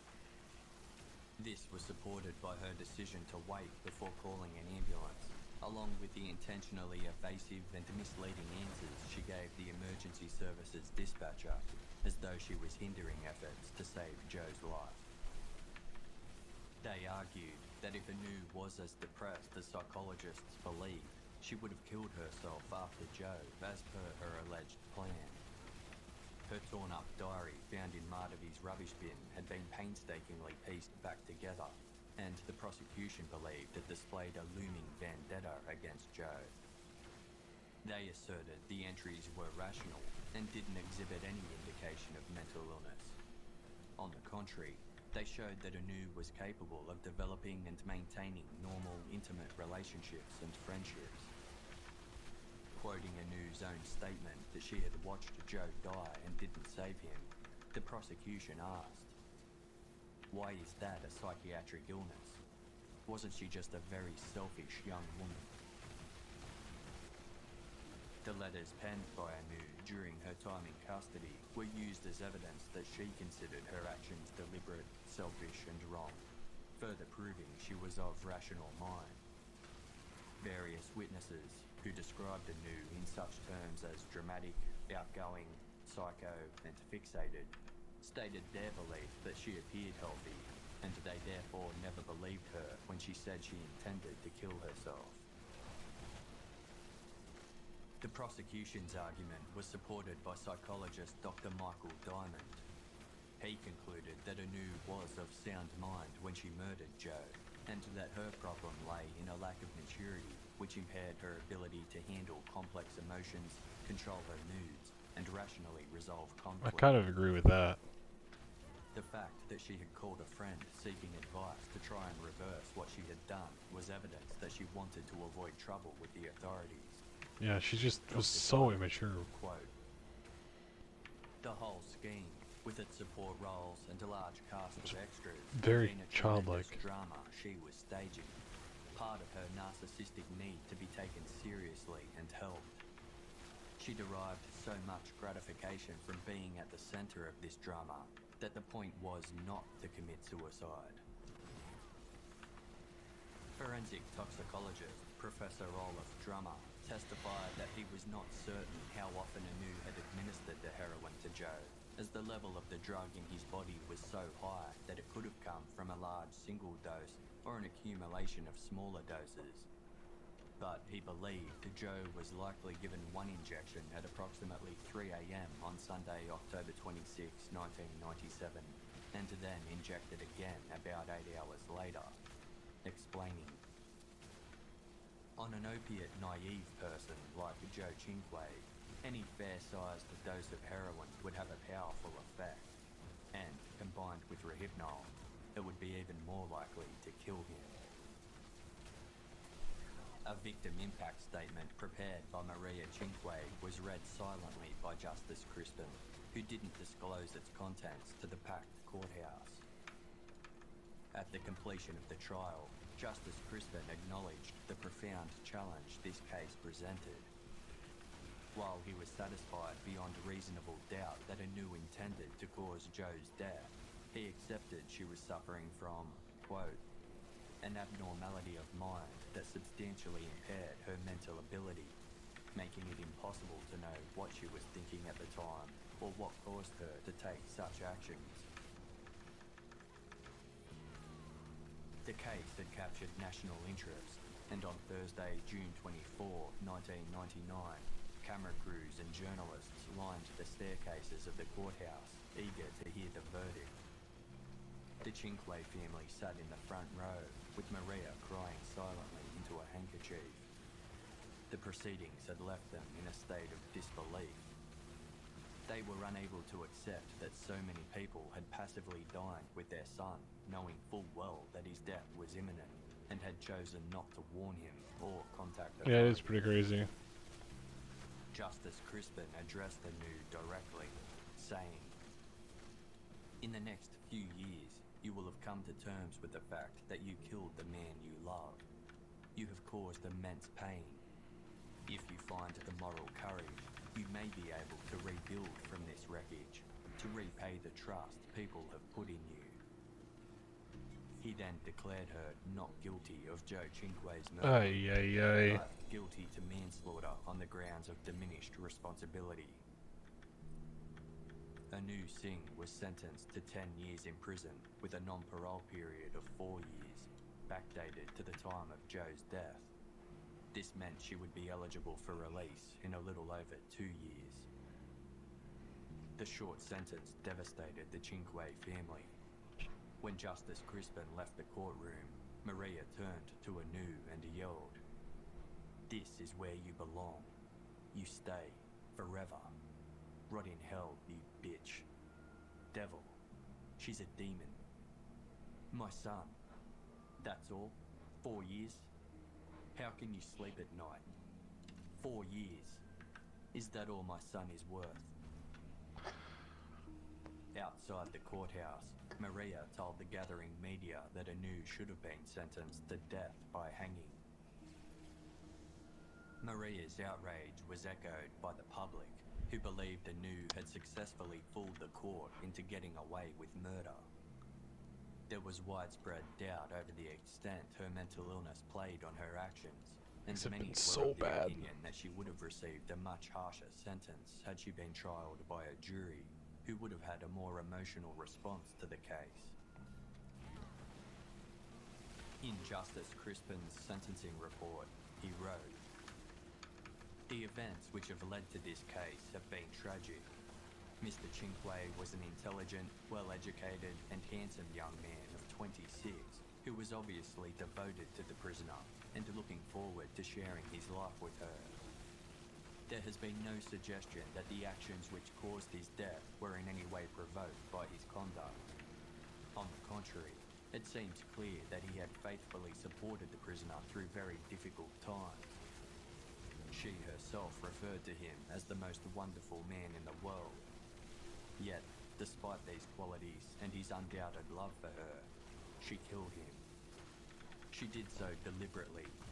Her actions were premeditated and involved some significant planning. There were no extenuating circumstances other than her own mental state, and she was acquitted of murder only upon grounds of diminished responsibility. Were it not for her diminished responsibility, the crime would obviously have warranted a very heavy sentence of imprisonment."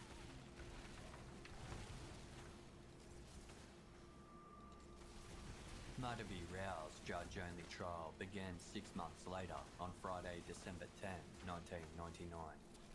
She pleaded not guilty to the 4 charges against her: murder, attempted murder, unlawful and felonious slaying, and administering a stupefying drug.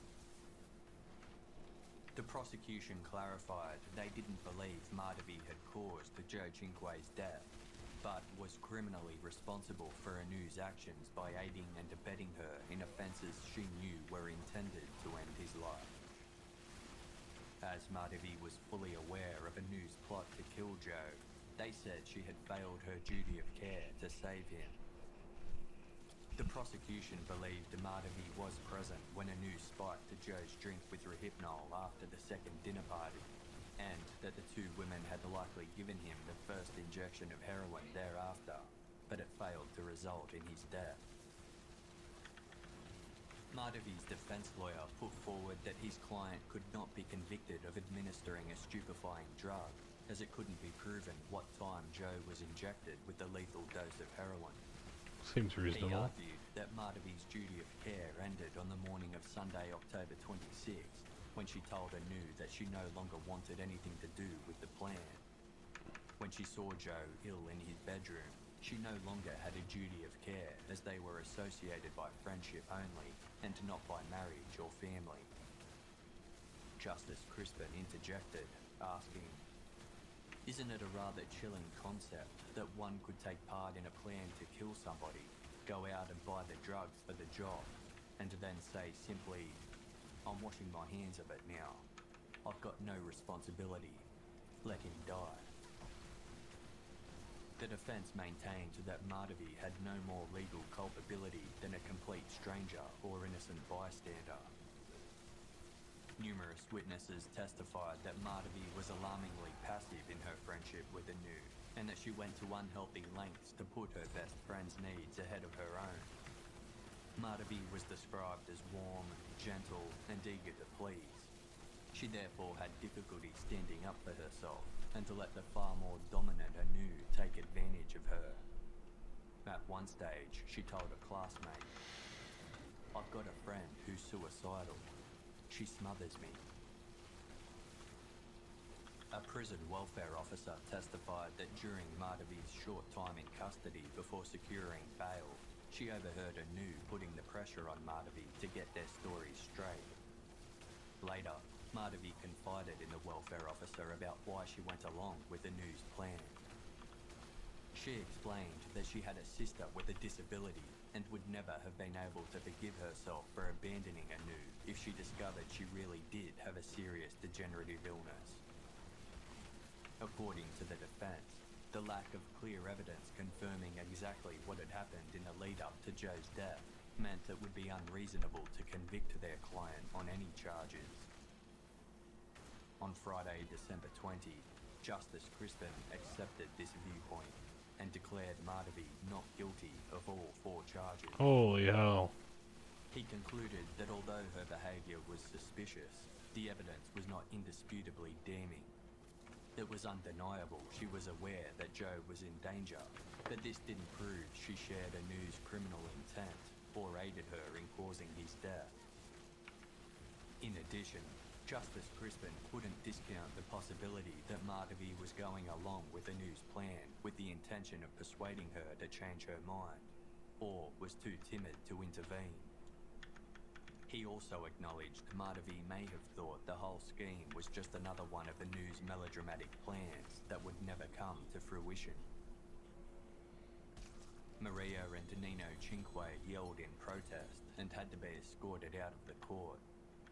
Later that evening, Nino collapsed and was rushed to hospital where he underwent treatment for heart problems.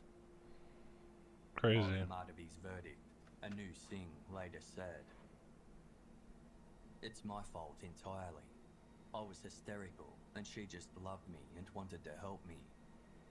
What would sending her to jail have really done? Would it have eased Maria and Nino's pain any more? It seems it's perpetuating sorrow on so many people. Her family would have suffered as my family suffered. I don't put any blame on Madhavi." I think I'm going to do one more and then call it a night. Anu served her sentence at the Silverwater Correctional Complex, a maximum security prison 20 kilometres west of the Sydney CBD, where she worked in the prison library and tutored other inmates. She underwent psychotherapy and was prescribed with medication used to treat a range of mental health issues, including depression, anxiety, and obsessive-compulsive disorder. She was eventually transferred to the Emu Plains Correctional Centre and granted day release to attend classes at the University of Sydney, where she obtained a Master's in Criminology. In October of 2001, she was released on parole at the age of 29. In 2004, she breached her parole conditions by smoking cannabis and served an additional 3 months in jail.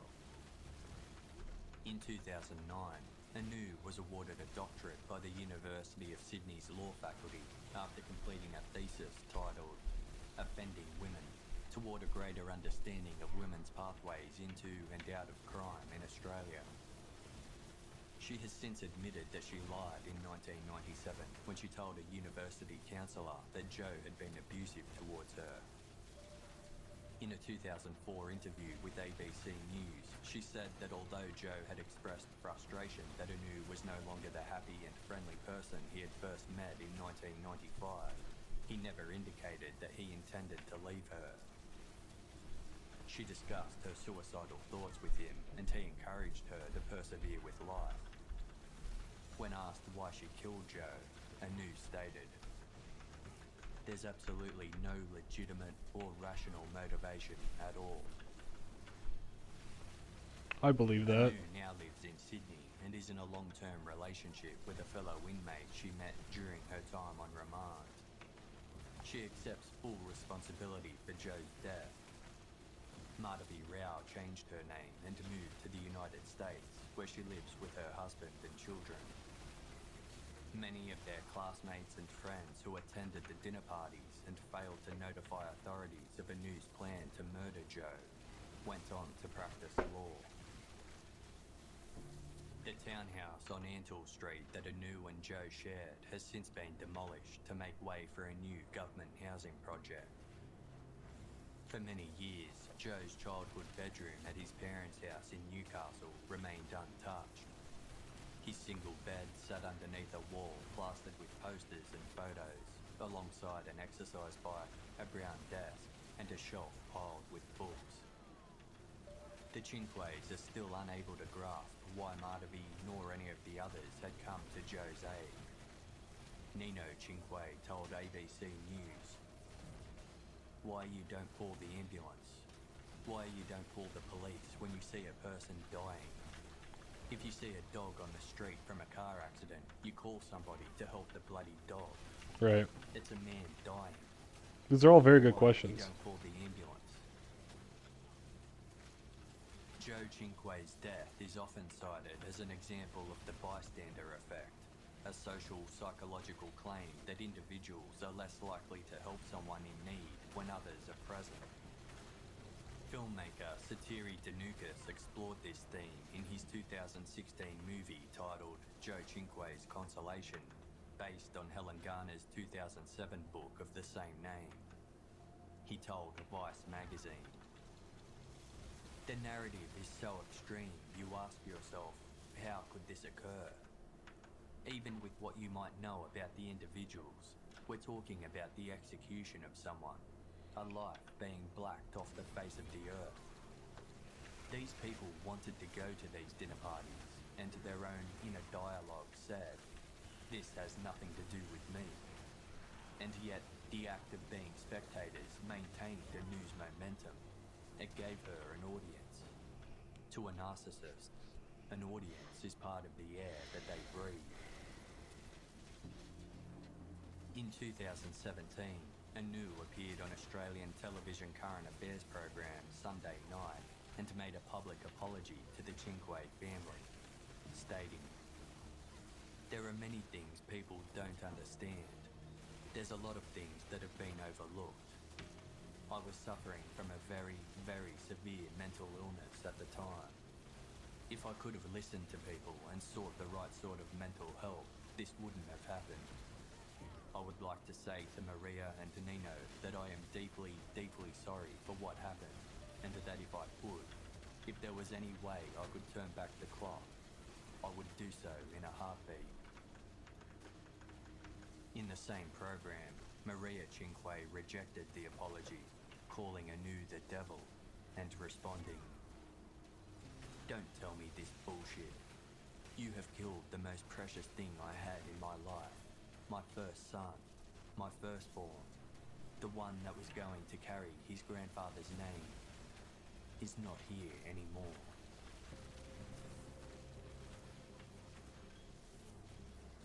It's harsh.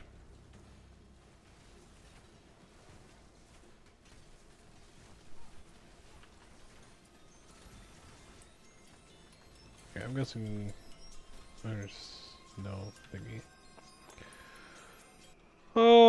Okay, well, I'm sure no one who may eventually watch this cares, but I will say it anyway. I am definitely the type of person who believes in rehabilitation, and this is a very interesting case for me because clearly it presents an example of someone who was successfully rehabilitated, didn't reoffend, has gone on to be a productive member of society. However, I think it is still quite complicated in the sense that wow, we had the worst luck with these today. Holy moly.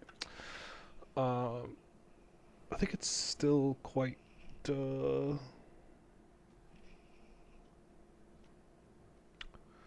don't know, quite interesting. Um, because I am not convinced that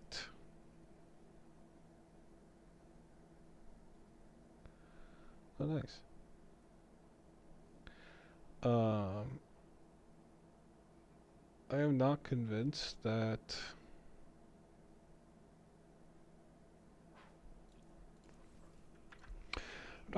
that she was well. My opinion based on what I learned in that story is that she was just incredibly immature. And I think you're going to see a lot of like weird cases like this happening in the next like 10 to 15 years, as I believe a lot of the young folk are quite immature and just don't possess emotional and or social maturity. And I think in men this is presented in school shootings, and then in women it's presented like this, where they will convince themselves of the craziest things and without fully understanding right from wrong do stuff like this. So crazy stuff. But alright, so I don't know. I need to find a staff that I can use. I mean, this one's not good, but like it's usable. I was kind of hoping for like a 2GA staff that I could use to try and get 10 Hydra heads on, because I'm going to try and do that tomorrow at some point, is use the 100,000 Opticite that I have to hopefully get 10 ranks of Hydra, or excuse me, 12 ranks of Hydra, because that's 6 extra heads. And Hydra's gonna get buffed on Tuesday, and I want to make a guide. So I gotta work on that, but yeah, we'll figure it out. Thanks for watching, folks.